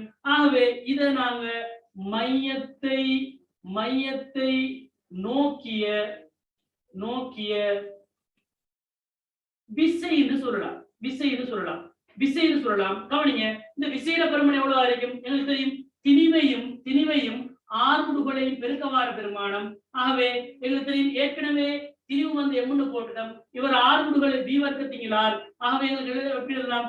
எம்பி வர்க்கத்தின் ஆர் எழுதலாம்.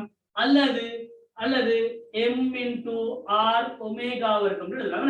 இந்த ரெண்டு மாதிரியும் என்ன செய்யலாம் எழுதலாம். ஒரு வட்டப்பாதையில் இயங்குற ஒரு பொருள் மையத்தை நோக்கி ஒரு ஆறுமுடுகள் இருக்கும்ன்றதால நாங்க அந்த மையத்தை நோக்கிய விசையாக நாங்க இப்படி என்ன செஞ்சிருக்கோம் கன்வெர்ட் பண்ணி எழுதிருக்கோம். ஆகவே இப்படி எங்களுக்கு எழுதலாம் என்ற விஷயத்தையும் நீங்க என்ன செய்யுங்க நோட் பண்ணி இந்த மையத்தை நோக்கிய விசைய நாங்க இன்னொரு வகையா சொல்லுவோம் மைய நாட்ட விசை என்று சொல்லுவோம். மைய நாட்ட விசை என்று சொல்லுவோம். ஓகே, இந்த மைய நாட்ட விசை மைய நீக்க விசை என்று ரெண்டு வகையான விசைகள் காணப்படுதுன்றத நான் என்னதுல மீண்டும் ஒன்று செய்வேன். பாருங்க, இந்த விசைகள் இந்த வட்ட இயக்கத்தை நாங்க படிக்கும் போது எனக்கு என்ன தெரிஞ்சுக்கணும்னால் ரெண்டு வகையான விசைகள் சம்பந்தமா எனக்கு தெரிஞ்சுக்கிறேன். மைய நாட்ட விசை, அதே மாதிரி மைய நீக்க விசை. இந்த ரெண்டு விசைகள் சம்பந்தமா எங்களுக்கு இந்த வட்ட இயக்கத்தை படிக்கும் போது எங்களுக்கு என்ன செஞ்சுக்கணும் தெரிஞ்சிருக்கணும். ஓகே, இந்த மைய நாட்ட விசைனா என்ன, இந்த மைய நாட்ட விசைனா என்னன்றதை நாங்க பார்ப்போம். கவனிங்க, இந்த மைய நாட்ட விசைனா என்னென்றால் ஒரு பொருள் நீங்க இப்படி இயங்கிட்டு இருக்கும் போது ஒரு பொருள்ல நாங்க ஏற்கனவே சொன்னோம் மையத்தை நோக்கிய ஒரு விசை ஒன்று ஒரு ஆறுமுகங்கள் இருக்கும். ஆகவே அதை நாங்க திணிவுட பெருமானத்துல பெருக்கினோம்னால் அங்க ஒரு மையத்தை நோக்கிய விசை ஒன்று வருதுன்னு சொல்லிட்டோம். அதுதான் உண்மையில ரியல். அந்த ரியலா இருக்கிற அந்த விசையத்தான் நாங்க மைய நாட்ட விசைன்னு சொல்லுவோம். அதுல எந்த ஒரு விஷயமும் இல்லை. அதாவது ஒரு பொருள் வட்ட பாதையில் இயங்குற ஒரு பொருளை நான் என்ன செய்ய போறேன்னால் வெளியில இருந்து பார்க்கப்படுறேன். வெளியில இருந்து இந்த வட்டப்பாதையில இயங்குற அந்த பொருள்ல நான் வெளியில இருந்து பார்க்கப்படுறேன். வெளியில இருந்து பார்க்கும் போது எனக்கு எப்படி விளங்கும்னால் இவர் வந்து ஒரு வட்டப்பாதையில இயங்குற மாதிரி எனக்கு தோன்றதோட சேர்த்து இவர் இந்த மையத்தை நோக்கி ஏதோ ஒரு வகையில இவர் கவரப்பட்டு இருக்கிற மாதிரி எனக்கு ஃபீல் பண்ண ஏழு மாதிரி.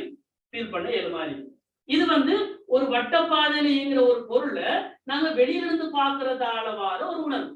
இந்த உணர்வை வந்து எங்களுக்கு என்ன சொல்லலாம்னா இவர சட்டத்துல நாங்க இருக்கல, அதாவது இந்த திணிவின்ற சட்டத்துல இருக்கல, அவரை விட்டு வெளியில இருந்து பார்க்க. இது எப்படின்னா நீங்க பாருங்க, நான் ஒரு பஸ் கவனிங்க, ஒரு பஸ் ஒண்ணு போகுதுன்னு சொல்லும், ஒரு பஸ் ஒண்ணு இயங்குது. இந்த பஸ்ஸுக்குள்ள இருந்துட்டு போறவரு இந்த பஸ்ல உள்ள விஷயங்களை ஃபீல் பண்றதுக்கும் வெளியில இருந்து ஒருவர் ஃபீல் பண்றதுக்கும் ரெண்டுக்கும் இடையில ஒரு வித்தியாசம் இருக்கு. ரெண்டுக்கும் இடையில நிறைய வித்தியாசம் இருக்கு. அப்ப அந்த வித்தியாசத்தை வச்சுதான் நாங்க இதை கலைக்க போறோம். கவனிங்க, இது வந்து நான் என்ன செய்யறேன்னா வெளியில இருந்து ஃபீல் பண்ற ஒரு ஆள் மாதிரி நான் எடுக்கிறேன். வெளியில இருந்து பாக்குற ஒரு ஆளுக்கு ஒரு பொருள் வட்டப்பாதையில இயங்குதாக இருந்தால், ஒரு பஸ் ஸ்டாண்ட் இயங்குதாக இருந்தாலும் ஒரு ஆள் வெளியில நின்று இப்படி பார்க்கும் போது இவருக்கு எப்படி தோணும்னால் இந்த பொருள் வந்து ஒரு மையத்தை நோக்கி கவரப்படுற மாதிரி நாங்க ஃபீல் பண்ணுவோம். நீங்க சில இடங்கள்ல வந்து நீங்க இந்த கிணத்துல வந்து சில மோட்டார் பைக்குகள் என்ன செய்வாங்க ஓடுவாங்க. கிணத்துல வந்து மோட்டார் பைக் ஓடுவாங்க. நீங்க பாத்துருக்கீங்க. கிட்ட போய் பார்க்கணும், உங்களுக்கு அவதானிக்கிறது. கிட்ட போய் நீங்க அவதானிச்சீங்கன்னா அவங்க வட்டப்பாதை இப்படி ஓடிட்டு இருப்பாங்க. இந்த ஓடிட்டு இருக்கிறாங்க நீங்க இப்படி உத்து பார்த்தீங்கன்னா அவங்கள ஏதோ மையத்தை நோக்கி அவங்கள ஏதோ இருக்கிற மாதிரி நீங்க வெளியில இருந்து நீங்க என்ன செய்வீங்க ஃபீல் பண்ண ஏழுமா இருக்கு. இதை நாங்க வெளியில இருந்து இந்த ஃபீல் பண்றது விஷயத்த நாங்க மைய நாட்ட விசை என்று சொல்லுவோம். மைய நாட்ட விசை என்று சொல்லுவோம். இதே நேரம் கவனிங்க, இந்த மைய நீக்க விசைன்னா என்ன? இந்த மைய நீக்க விசைன்றதும் அதே விஷயம்தான். ஆனா என்னென்றால் கவனமா இருங்க, இது வெளியில இருந்து ஃபீல் பண்ற மாதிரி இந்த பஸ் உள்ளுக்கு இருந்து ஃபீல் பண்றவருக்கு எப்படி இருக்கு, பஸ்ஸுக்கு உள்ளுக்கு இருந்து ஃபீல் பண்றவருக்கு எப்படி இருக்கும்ன்றதான் உண்மையில இந்த மைய நீக்க விசை. உங்களுக்கு தெரியும், கவனமா இருங்க. நீங்க பஸ்ல ஒரு வட்டப்பாதையில நீங்க போகும்போது பஸ்ஸுக்கு உள்ளுக்கு இருக்கும் போது ஒரு கேர்வ்ல போகும்போது நீங்க கட்டாயம் மையத்தை நோக்கி நீங்க போற மாதிரி நீங்க ஃபீல் பண்ண மாட்டீங்க. நீங்க மையத்துல இருந்து இங்கிட்டு வீசப்படுற மாதிரி நீங்க ஃபீல் பண்ணுவீங்க. நீங்க எப்படி வந்து பஸ் வந்து பிரேக் அடிக்கும் போது நீங்க முன்னுக்கு போறீங்களோ, அதே மாதிரி ஆறு முடுக்கும் போது கொஞ்சம் பின்னுக்கு போறீங்களோ, இதே மாதிரி வித்தியாசமான ஒரு ஃபீல் ஒன்று கிடைக்கும். எப்படின்னால் ஒரு பொருள் கேர்வ்ல போகும்போது நீங்க பஸ்ல இருந்து வெளிநோக்கி வீசப்படுவீங்க. அதாவது இந்த மாதிரி ஒரு கேர்வ்ல போகும்போது, அதாவது இப்படி ஒரு கேர்வ்ல போகும்போது நீங்க இங்க இருக்கிற ஒரு ஆளா இருந்தால் நீங்க என்ன செய்வீங்கன்னா வெளிநோக்கி வீசப்படுற மாதிரி நீங்க ஃபீல் பண்ணுவீங்க. கட்டாயம் நீங்க ஃபீல் பண்ணுவீங்க. நீங்க சீட்ல உட்கார்ந்துட்டு சொல்லிச்சுன்னா அந்த சீட்ல வந்து உராய்வு காணப்பட்டால் உங்களை இழுத்து பிடிச்சு வச்சுட்டீங்க. அப்படி இல்லைன்றால் நீங்க சீட்ல உட்கார்ந்தீங்கன்னு சொன்னால் அந்த சீட்ல இருந்து நீங்க வெளியில வீசப்படுறத நீங்க அவதானிச்சிருப்பீங்க. அந்த அவதானிப்பு தான் உண்மையிலே இந்த மைய நீக்க விசைன்றது. அந்த அந்த அவதானிப்பு தான் இந்த மைய நீக்க விசைன்னு சொல்றது. சரியா? ஓகே, எனக்கு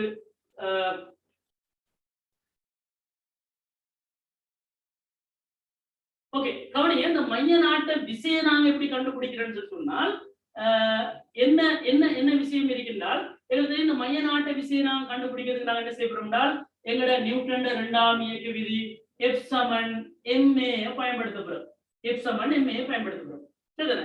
F சமன் ma பயன்படுத்தப்படுறோம். என்னது மையத்தை நோக்கி இவர்கள் அந்த மையத்தை நோக்கி உள்ள விசைகளை நாங்க என்ன செய்யப்படுறோம் போடப்படுறோம். மையத்தை நோக்கி உள்ள விசைகளை போடப்படுறோம். ஓகே, இதுக்கு தெரியும். நான் உதாரணம் சொல்றேன் கவனிங்க.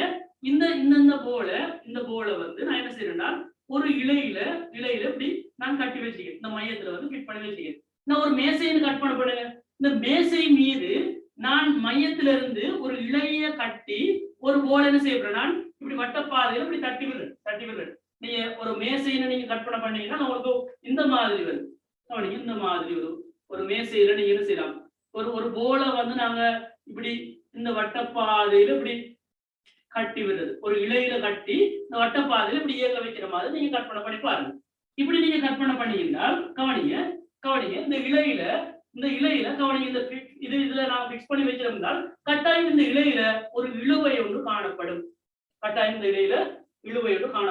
இழுவை இல்லைன்னா தான் இது தொங்கிடுவார். அப்ப இவரை நாங்க இப்படி இயக்க வைக்கும் போது கட்டாயம் இவரது இழுவை ஒன்று காணப்படும் மையத்தை நோக்கி. அவை மையத்தை நோக்கி அந்த விசை வந்து உண்மையில யாரா இருப்பார்னால் இந்த மைய நாட்ட விசை இந்த விஷயத்துல கவனிங்க இந்த இழுவையாக இருப்பார்.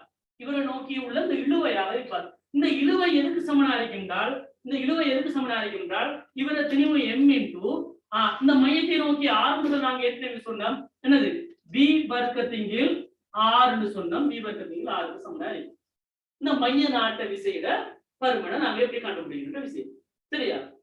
இது விளையாடி அதாவது மையத்தை நோக்கி இந்த தீன்ற விசை எதுக்கு சமனா இருக்கின்றால் இந்த மைய நாட்ட விசைக்கு சமனா இருக்கு. ஓகே, அதே மாதிரி மைய நீக்க விசை.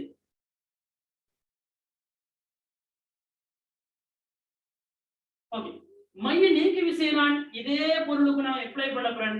எப்படின்னா கவனமா இருக்கணும். இந்த பொருளுக்கு உள்ள இருக்கிற ஒரு ஆள் ஃபீல் பண்ற மாதிரி நான் அப்ளை பண்ணணும். இந்த பொருளுக்கு உள்ள இருக்கிற ஒரு ஆள் வந்து எப்படி ஃபீல் பண்ணுவார் இந்த வச்சு நீங்க என்ன செய்யணும் அப்ளை பண்ணணும். நான் இதை வந்து நான் வேறையா வரைகிறேன். இந்த பொருளை வந்து நான் வேறையா வரைகிறேன். இப்படி ஒரு பொருள் இருக்கு. இதை நான் இப்படி இலையால கட்டி போட்டிருக்கேன். அல்லது இப்படி இது வந்து ஏதோ ஒரு புள்ளி பற்றி ஒரு வட்ட இயக்கத்தை ஆற்றால் அந்த இதுக்குள்ள நான் உட்கார்ந்துட்டு இருக்கேன். அதாவது இந்த மொத்த பொருளுமே இப்படி வட்ட இயக்கத்துல இயங்கிட்டு இருக்கு. அதுக்குள்ள நான் இருக்கேன். ஓகே, இதுக்குள்ள நான் இருக்கிறவனுக்கு எனக்கு இவர் வந்து எங்கிட்டு போற மாதிரி இருப்பாரு, வெளி நோக்கி போற மாதிரி இருப்பார். இவர் இது மொத்தமா இப்படி வளைஞ்சு வந்து வளைவான பாதையில போகும்போது இவர் வெளிநோக்கி தள்ளப்படுற மாதிரி நான் ஒரு ஃபீல கொடுக்கும். ஓகே, ஆகவே நான் என்ன சொல்றேன், இந்த மையத்தை நோக்கி திரும்பவும் நான் இந்த மையத்தை நோக்கி F சமன் ma என்ற இந்த நியூட்டன் 2ஆம் விதியை நான் பயன்படுத்தினால் எங்களுக்கு தெரியும் மையத்தை நோக்கி இருக்கிற திசை வந்து T இருக்கார். அதே நேரம் இந்த மைய நீக்க விசை வந்து எந்த திசையில இருக்கும்? மையத்தை நோக்கி இருக்குமா வெளியில இருக்குமா? வெளியே இருக்கும். ஆகவே வெளியில இருக்கிற இந்த விசை கவனமா இருக்கிற இந்த வெளியில இருக்கிற விசையும் யாரா இருப்பார்ந்தால் அதே mv வர்க்கத்தின் கீழ் ஆரா இருப்பார். கவனமா இருக்கு. இந்த பருமன்ல வந்து மைய நாட்ட விசை எவ்வளவு பருமன் இருக்காரோ அதே பருமன் தான் இந்த மைய நீக்க விசைக்கும் இருப்பார். mv வர்க்கத்தின் கீழ் ஆருக்கும் இருப்பார். கவனமா இருக்கணும். என்னென்றால் ரெண்டு பேரும் திசையின் தான் வித்தியாசம். இவர் மையத்தை நோக்கி இருப்பார், இவர் மையத்தை நீக்கி இருப்பார், வெளி நோக்கி இருப்பார். ஓகே, இந்த உள்நோக்கி அதாவது மையத்தை நோக்கி நீங்க பயன்படுத்துறீங்கன்னா டி மைனஸ் இவர் வெளிநோக்கி பயன்படுத்துற விஷயத்தால நான் மைனஸ் போட்டிருக்கேன். இது எதுக்கு சமனா இருக்கும்னால் கவனிங்க, இவரை திணிவும் எம் இன்டு தர ஆர் முடுகள் கவனமா இருக்கணும். இதை நான் ஏற்கனவே நான் சொல்லிட்டேன். மைய நீக்க விசைன்றது என்னன்னு சொல்லிட்டேன்டால் இதுக்கு உள்ள இருக்கிறவர் ஃபீல் பண்ற விஷயம். இதுக்கு உள்ள இருக்கிறவர் சார்பா இவருக்கு ஒரு ஆர்முடுகள் இருக்கிற மாதிரி ஃபீல் பண்ணுவாரா? ஃபீல் பண்ண மாட்டாரு. அதான் இங்க முக்கியமான விஷயம். அதாவது இவரும் இயங்குறார், இவரும் இயங்குறார், ரெண்டு பேரும் ஒரே இடத்துல இயங்கும் போதும் இவர் ஆர்முடுகளோட உள்நோக்கி போற மாதிரி ஒரு ஃபீலே இருக்காது இவருக்கு. நீங்க பஸ்ல நீங்க பயணிச்சிருப்பீங்க, இப்படி இப்படி இப்படி கேர்வ்ல போகும்போதும் இவர் மையத்தை நோக்கி இழுக்கப்படுற மாதிரி நீங்க ஒரு காலம் நீங்க ஃபீல் பண்ண மாட்டீங்க. அந்த ஃபீலிங் இருக்காது உங்களுக்கு. ஆகவேதான் இந்த ஆர்முடுகள் பூஜ்ஜியம். இந்த ஆர்முடுகள் பூஜ்ஜியம்.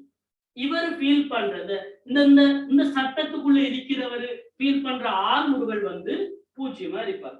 ஆகவே இவர் பூஜ்ஜியமாக இருந்தால் மீண்டும் நீங்க என்ன செய்ய போறீங்க, இந்த டி சமன் நீங்க எடுத்தீங்கன்னா டி சமன் ரெண்டு வரப்போறால் அதே எம்பி வர்க்கத்தின் ஆர்தான் வரப்போற. அதே எம்பி வர்க்கத்தின் ஆர். இங்கேயும் அதே எம்பி வர்க்கத்தின் ஆர். ஆகவே நீங்க இந்த மைய நாட்டு விசைண்டா என்னன்னு தெரிஞ்சிருக்கிறோம், மைய நீக்க விசைண்டா என்னன்னு தெரிஞ்சிருக்கிறோம். ஆனால் பெருமான ரீதியா நீங்க எம்பி வர்க்கத்தின் ஆர்ன்றதுதான் நீங்க ரெண்டுக்குமே அப்ளை பண்ண போறீங்க. ஆகவே அப்ளை பண்ணும்போது எந்த ஒரு குழப்பமும் வராது.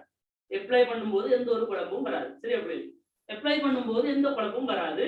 நீங்க மைய நாட்ட விசையை போட்டாலும் ஒண்ணுதான், மைய நீக்க விசையை போட்டாலும் ஒண்ணுதான். இதை நீங்க இப்படி அப்ளை பண்ணாலும் ஒண்ணுதான், இப்படி அப்ளை பண்ணாலும் ஒண்ணுதான். எப்படி அப்ளை பண்ணாலும் மையத்தை நோக்கின விசை எம்பி வர்க்கத்தின் ஆறுன்னு தான் வரப்போறார்.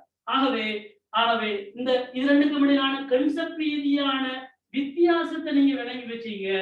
ஆனால் கவனமா இருக்கணும், பருமன் ரெண்டும் சமன்றதான் வாரத்தால நீங்க அப்ளை பண்ணும் போது உங்களுக்கு எந்த ஒரு குளறுபடியும் என்ன செய்யாது, வராதுன்றதை நீங்க தெரிஞ்சு வச்சுக்கணும். ஓகே, கவனமா இருக்கணும். இந்த இடத்துல இன்னொரு முக்கியமான ஒரு விஷயத்தை நான் உங்களுக்கு சொல்லித்தரேன். இந்த மைய நாட்ட விசைன்றது மையத்தை நோக்கி இருக்கிறதாலையும் மைய நீக்க விசைன்றது இப்படி வெளிநோக்கி இருக்கிறதாலையும் கவனமா இருக்கணும். இந்த மைய நாட்ட விசையும் மைய நீக்க விசையும் எங்கட மறுதாக்க தாக்கத்துக்கு எதிரான மறுதாக்க விசைகளாக இருக்குமா, தாக்க மறுதாக்க விசைகளாக இருக்குமா என்ற விஷயம் உங்களுக்கு தெரிஞ்சிருக்கிறது. ஓகே, எனக்கு இன்னும் ஒரு விஷயம் தானே சார். ஓகே, கவனிங்க. இது என்ன விஷயம் என்றால் தாக்க மறுதாக்க சோடிகளாக இருக்கிறதாக இருந்தால் கவனமா நீங்க விளையிக்கணும். கவனிங்க, அப்படி இது தாக்க மறுதாக்க சோடின்னு சொல்றாங்களுக்கு ஆரம்பத்தில் உள்ள எங்கட அந்த ஆரம்ப விஷயங்கள் சரியா விளங்கல. நீங்க உதாரணத்துக்கு பாத்தீங்கன்னா, நாங்க ஒரு மேசையில ஒரு பொருளை நாங்க வச்சோம்னால் இவரை நிறை விசை இவரை தாக்கும் எம்ஜின்னு இந்த மேசையால இவரு கொடுக்குற மறுதாக்கம் ஆறுன்றது இப்படி இருக்கு. இப்படி இந்த மறுதாக்கம் ஆறுன்றது எங்களுக்கு தெரியும் அந்த திணிவின் மீது தாக்கும். அதே நேரம் இந்த திணிவால இந்த மேசை மீது தாக்குறது கீழ் நோக்கி இருக்குன்னு சொன்னோம். கவனிங்க, இந்த ரெண்டு விசையுமே இந்த திணிவுல தாக்குமா தாக்காது. ஒரு தாக்கம் ஒரு திணிவுல தாக்கினால் மத்த தாக்கம் மத்தவ தெரிப்பார். இது மேசை, கவனம், இது மேசையில் இருப்பார். தாக்கம் ஒன்று இருந்தால் அல்லது மேசையின் மீது இந்த திணிவான ஒரு தாக்கம் ஒன்று இருந்தால் அதுக்குரிய மறுதாக்கம் அதே மேசையில் இருக்க மாட்டாரு. அந்த தாக்கத்தை யாரு ஏற்படுத்தினாரோ அவர் மீது இருப்பாரு. அப்ப இதை நாங்க தாக்கம் என்று சொன்னால் இவர் மறுதாக்கம். அப்ப இந்த கன்செப்ட் தெரிஞ்சிருந்த சரியா விளங்கியிருந்த ஆட்கள் ஒரு காலமும் இத தாக்க மறுதாக்க சோடின்னு சொல்ல மாட்டீங்க. ஏன் சொல்ல மாட்டீங்கன்னா, கவனிங்க, இந்த மைய நாட்ட விசைன்றது தொழிற்படுறதும் இந்த திணிவுலதான், மைய நீக்க விசைன்னு தொழிற்படுறதும் இதே திணிவுலதான். அப்ப ஒரே திணிவுல உள்ள ஒரு விஷயத்தை எப்படி நீங்க தாக்கம் மறுதாக்கம்னு சொல்லுவீங்க? சொல்லலான? சரியா? கவனமா இருக்கணும். சின்ன ஒரு விஷயம் தான், ஆனா கொஞ்சம் குழம்பக்கூடிய ஒரு இடம். கொஞ்சம் குழம்பக்கூடிய இடம். ஆகவே கவனமா இருக்கணும். அப்ப அதையும் நோட் பண்ணிக்க. இது தாக்க மறுதாக்க சோடிகளா இருக்க மாட்டாங்க. ஒரே திணிவுல தொழிற்படுறவங்க அவங்க நாங்க வெளியிலிருந்து பார்க்கும் போது உள்நோக்கி இருக்கிற மாதிரியும் அவரோட சேர்ந்து இருக்கும் போது வெளிநோக்கி இருக்கிற மாதிரியும் ஒரே விசை தான் எங்களுக்கு ரெண்டு மாதிரி ஃபீல கொடுக்குது. அவ்வளவுதான், ரெண்டு மாதிரி ஃபீல கொடுக்குதோ ஒரே விசைதான்றத நீங்க விளங்கிக்கணும். இங்க அப்படி இல்ல, ஒரே விசை இல்ல, இவர் ஒரு விசை இவர் ஒரு விசை, இவரது மறுதாக்கம் இவர் தாக்கம், இவங்க ரெண்டு பேரும் வேறு வேறு விசைகள் வேறு வேறு பொருளின் மீது தொழிற்படுறாங்கன்ற விஷயத்தை விளங்கிக்கணும். ஓகே, இதை நோட் பண்ணி ஓகே.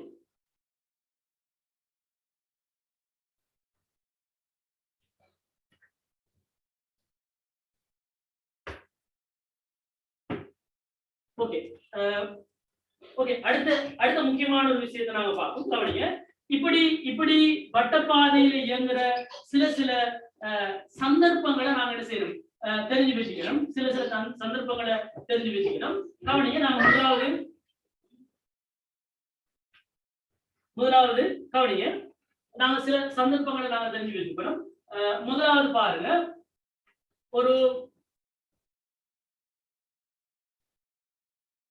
கிடைவட்ட பாதையில்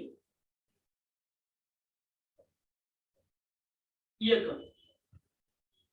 இப்படி நீங்க போட்டீங்கன்னா கிடைவட்ட பாதையில் இயக்கம்னு போட்டீங்கன்னா கவனிங்க, எங்களோட சிலபஸ்க்குள்ள உள்ளதும் இந்த கிடைவட்ட பாதையில் இயக்கம்ன்றதுதான். நிலைக்குத்தான வட்டப்பாதையில் இயக்கம் இருக்கு, அது நாங்க மெர்ஸ் ஆக்கள் படிப்பாங்க. கிடைவட்ட பாதையில் இயக்கம்ன்ற விஷயத்த நீங்க இங்க நாங்க படிப்போம். இதுல வெவ்வேறு சந்தர்ப்பங்களை நாங்க என்ன செய்வோம், ஆராய்வோம். நான் முதலாவது என்ன செய்யப்படும்னா கவனிங்க, ஒரு ஒரு ஒரு ஒரு வட்டப்பாதையில இயங்குற ஒரு வண்டி கவனிங்க, ஒரு வட்டப்பாதையில இயங்குறார். இது ஒரு மையத்தை நோக்கி இருக்கிறார். இவரை நான் என்ன செய்யறான்னு சொல்லி சொன்னால், ஒரே தளமா இருக்கிற ஒரு பாதை, ஒரே தளமான பாதை, கிடைத்தளமா இருக்கிற ஒரு பாதை. கவனமா இருக்கணும். இதை நான் இப்படி வரைஞ்சால், இதை மத்த பக்கம் வரைஞ்சால் இப்படி ஒரு பாதை, இந்த பாதையில இவர் இப்படி வாரார், இந்த பஸ்ஸோ வாகனமோ என்னமோ வாரம், இப்படி வாரார். அதாவது இவர் இந்த திசையில போறார், இதை நான் இப்படி வரையேன். ஓகே, இவர் இப்படி முன்னோக்கி இப்படி வட்ட பாதையில வாரார். இவர் ஆரை இங்க இருக்கு, இதுதான் மையம், இந்த மையம். சரி, இப்படி காணிங்க, ஒரே தளமான பாதையினால் இப்படி பிளட்டா இருக்கிற பாதை நான் கருதுறேன்.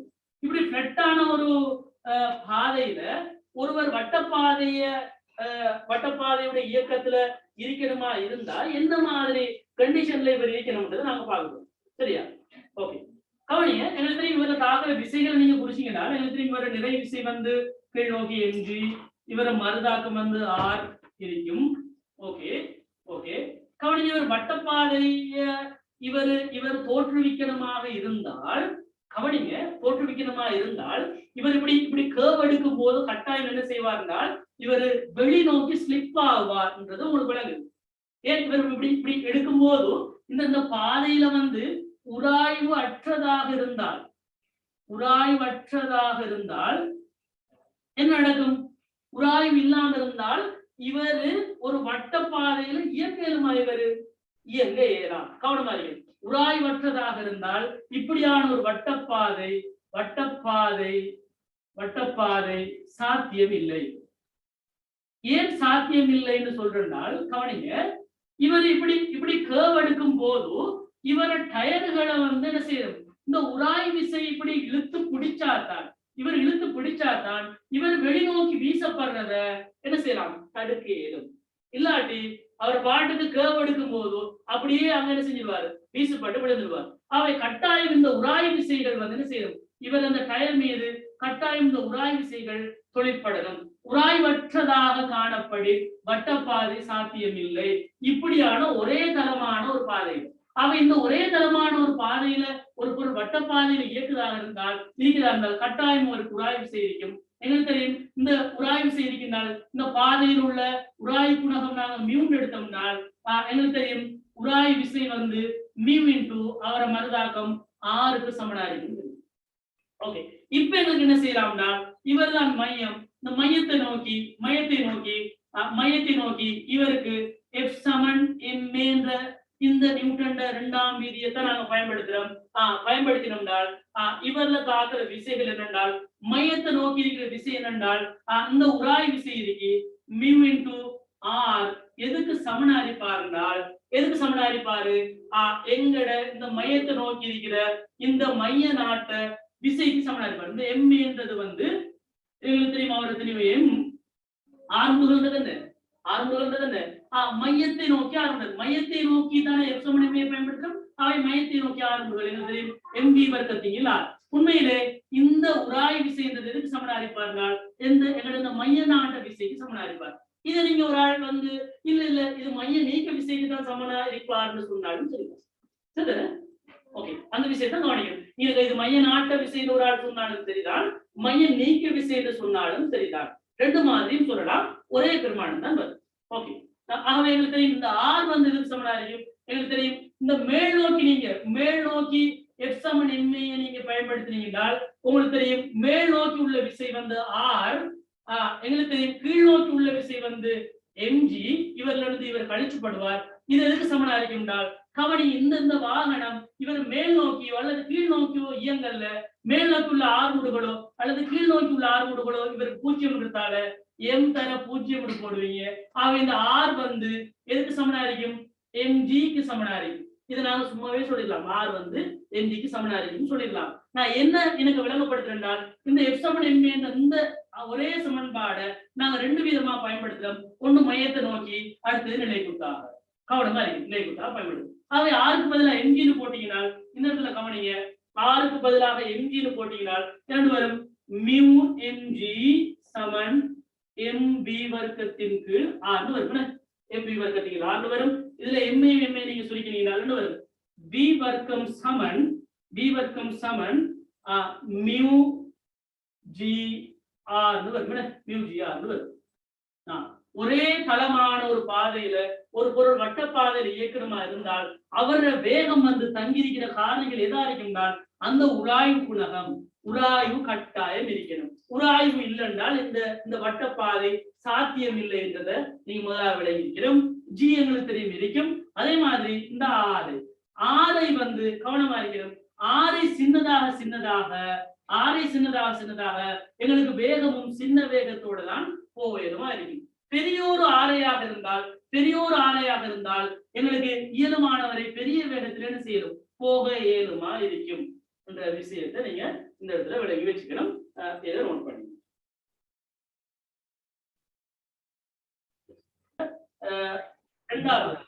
ரெண்டாவது நாங்க பார்ப்போம் ஒரு சாய்வான பாதை.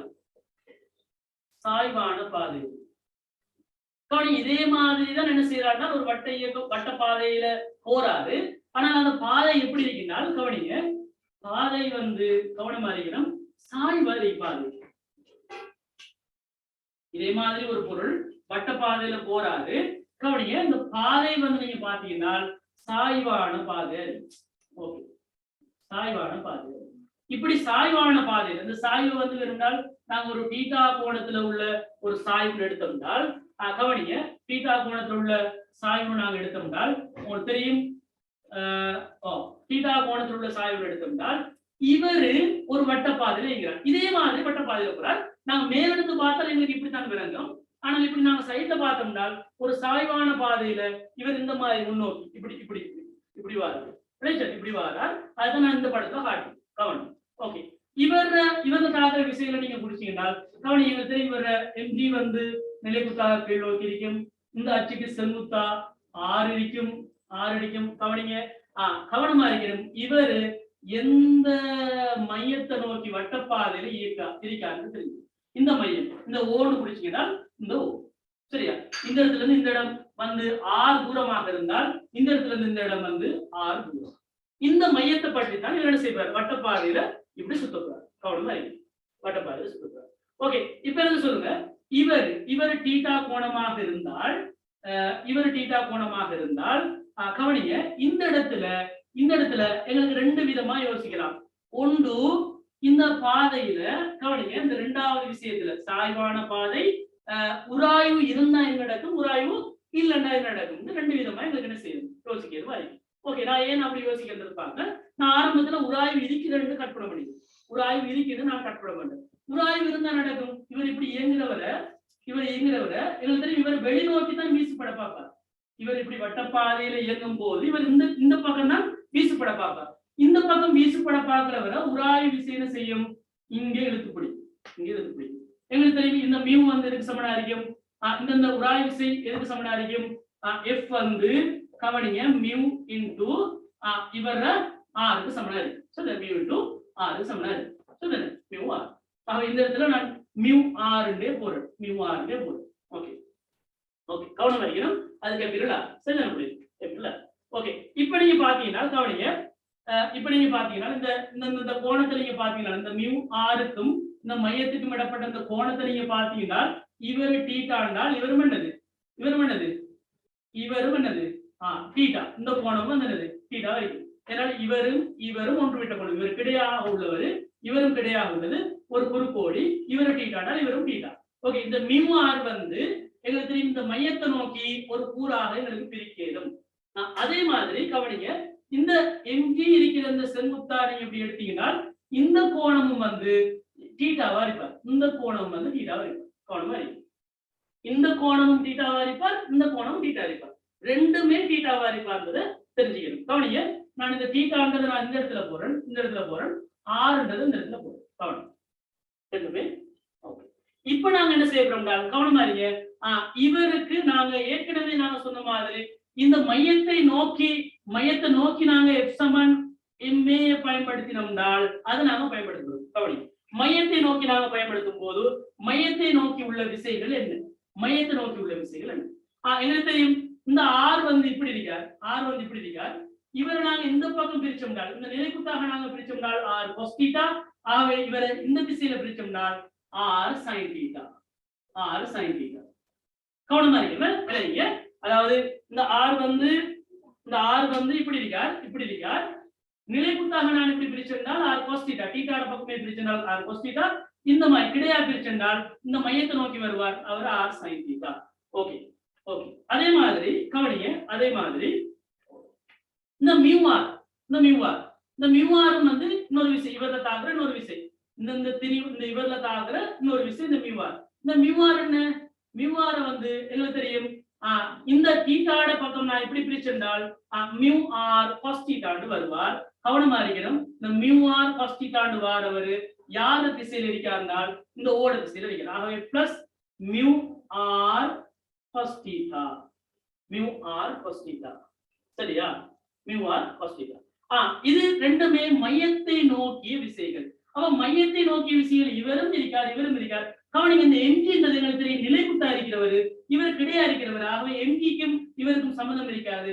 ஆனால் எங்களுக்கு தெரியும் மையத்தை நோக்கி உள்ள இந்த ரெண்டு விசைகளையும் கூட்டினால் இது எவருக்கு சமனாரிப்பார்னால் எங்களுக்கு தெரியும் இவரை தெரியும் எம் இன்டு ஏ, மையத்தை நோக்கி ஆர் எங்களுக்கு தெரியும் எம் இன்டு வி வர்க்கத்தின் கீழ் ஆர். சிம்பிளா கவனமா இருக்கு. இதை நாங்க அப்ளை பண்ற விஷயம் வந்து உங்களுக்கு தெரிஞ்சிருக்கணும். சரியா, ஓகே. அதே மாதிரி கவனிங்க, இவருக்கு கிடையாக நாங்க அந்த மையத்தை நோக்கி பயன்படுத்துற மாதிரி நிலைக்குத்தா பயன்படுத்தும். நிலைக்குத்தா உள்ள விஷயம் எப்படி, நிலைக்குத்தா உள்ள விஷயம் எப்படி. இந்த ஆற நான் நிலைக்குத்தாக பிரிச்சிருந்தால் எனக்கு தெரியும் ஆர் காஸ் தீட்டா. கவனிங்க, அதே எக்ஸாம்பிள் என்னைய நான் நிலைக்குத்தாக பயன்படுத்துறேன் ஆர் காஸ் தீட்டா. ஆர் தீட்டாட பக்கம் பிரித்தால் cos theta. Okay, r cos theta. அதே மாதிரி கவனிங்க, இப்படி மியூ ஆர இது இங்க பிரிச்சால் காஸ் தீட்டா, இப்படி பிரிச்சால் சைன் தீட்டா. கோணத்துல பக்கம் நான் பிரிச்சால் காஸ் தீட்டா. ஏற்கனவே நாங்க இங்க மியூ ஆர் காஸ் தீட்டான்னு வந்துச்சு. கோணத்துக்கு மத்த பக்கம் நான் இப்படி பிரிச்சால் நிலைக்குத்தாக கீழ் நோக்கி வருவார். ஆக இவர் minus mu r sine theta. இது காஸ் தீட்டா, அதுக்கப்புறம் இவர் sine theta, sine theta, mu r sine theta. அதே மாதிரி நான் மேல் நோக்கி சமன்பாடு பயன்படுத்துறேன். எங்களுக்கு தெரியும் எம்ஜி கீழ் நோக்கி இருப்பார். ஆகவே எம்ஜி இருப்பார். எம்ஜி இது எதுக்கு சமனா இருக்கும்னால் கவனிய நிலைக்குத்தாக இவருக்கு எந்த ஒரு இயக்கமும் இல்லைன்றதால இவர் எம்ஏ அதாவது ஆர் முருகல் 0ன்றதால அது 0க்கு சமனா இருக்கும். சரியா, இந்த மாதிரி ரெண்டு சமன்பாடுகளை நீங்க எடுக்க தெரியணும். இந்த சய எம்ஜியை நீங்க அங்கிட்டு கொண்டு போய் எப்படி எழுதலாம், சமன் எம்ஜி எழுதலாம். இது எதுக்கு சமனா இருக்கும்னால் எம்ஜிக்கு சமனா இருக்கும் எழுதலாம். இந்த மாதிரி கிடையாகவும் நிலைக்குத்தாகவும் பிரிக்கும் போது இந்த மாதிரி சமன்பாடுகளை எங்களுக்கு எடுக்க இயலும்ன்றதையும் உங்களுக்கு நினைஞ்சிருக்கணும், நீங்க தெரிஞ்சிருக்கணும். ஓகே, இப்படி நான் சமன்பாடு எடுத்துட்டு நான் என்ன செய்ய போறேன்னால் இப்ப நான் சொல்ல போறேன் என்னென்றால் உராய்வு இல்லைன்றால் நாங்க ஏற்கனவே நாங்க ஒரே தளமான பாதையில உராய்வு இல்லைன்றால் வட்டப்பாதை சாத்தியமே இல்லைன்னு பார்த்தோம். ஆனால் இங்க கவனமா இருங்க, உராய்வு இல்லைன்றாலும் இந்த வட்டப்பாதையில இயங்கலாம். ஏனென்றால் கவனிங்க, உராய்வு அற்றதெனில், உராய்வு பாதை உராய்வு அற்றது எனில், கவனிங்க என்ன நடக்கும். உராய்வு அற்றது எனில் கவனிங்க, இந்த இடத்துல என்ன தெரியும், ஆர் சைன் தீட்டால எந்த ஒரு மாற்றம் இல்ல, என்ன தெரியும், மியூ இல்லாம போவார், மியூ 0 ஆவார். அதே மாதிரி இந்த மியூ என்ன செய்வார், 0 ஆவார். மியூ தான 0, உராய்வு இல்லைன்றால் மியூ இருக்க மாட்டார், அப்ப மியூ 0. மியூ 0 என்றால் மற்ற சமன்பாடுகள் அப்படியே தான வரும். எப்படி வருவார், ஆர் சைன் தீட்டா அப்படியே வருவார். கவனிங்க, அதே மாதிரி நாங்க சமன்பாடுக்கு அப்புறம் இப்ப மியூ ஆர் மட்டும் இல்லை. அவை ஆர் சைன் தீட்டா எதுக்கு சமனா இருப்பார், எம்பி வர்க்கத்தின் கீழ் ஆருக்கு சமனா இருப்பார். அதே மாதிரி ஆர் cos தீட்டா எதுக்கு சமனா இருப்பார், ஆர் cos தீட்டா எதுக்கு சமனா இருப்பார், இந்த மியூ ஆர் சைன் தீட்டா எல்லாம் போவார், அது எதுக்கு சமனா இருப்பார், mg க்கு சமனா இருப்பார், mg க்கு சமனா இருப்பார். அப்ப உராய்வு அற்றதாக இருந்தாலும் இப்படி ஒரு சாய்வான பாதையில ஒரு வட்ட இயக்கத்தை என்ன செய்யலாம், வட்ட இயக்கத்தை ஆற்றலாம் என்றது தெரிஞ்சிருக்கணும். அப்படி ஆற்றலாம். கவனிங்க, இந்த இடத்துல பாத்தீங்கன்னா இது நீங்க இந்த சமன்பாடு நீங்க பிரிச்சீங்கன்னால் ஆர் சைன் தீட்டாவை ஆர் cos தீட்டால பிரிச்சீங்கன்னால் 6 வெட்டுப்பட்டும், சைன் தீட்டாவை cos தீட்டால பிரிச்சால் உங்களுக்கு தெரியும் tan தீட்டா எதுக்கு சமனா இருக்குன்றால் mv வர்க்கத்தின் கீழ் ஆர் mg. இந்த m வெட்டுப்பட்டால் b வர்க்கத்தின் கீழ் rg என்று வருது.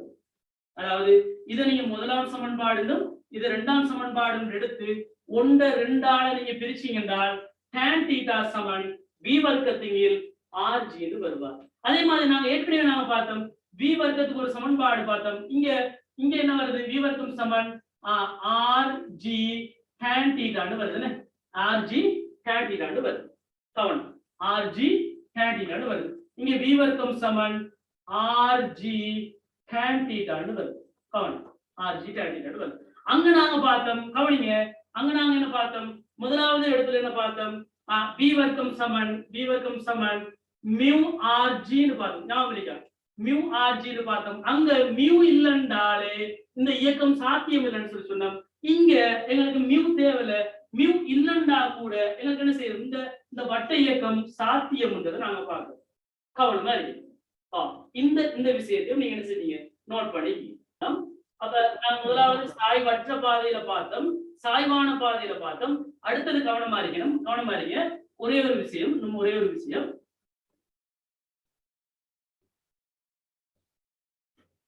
கவனிங்க.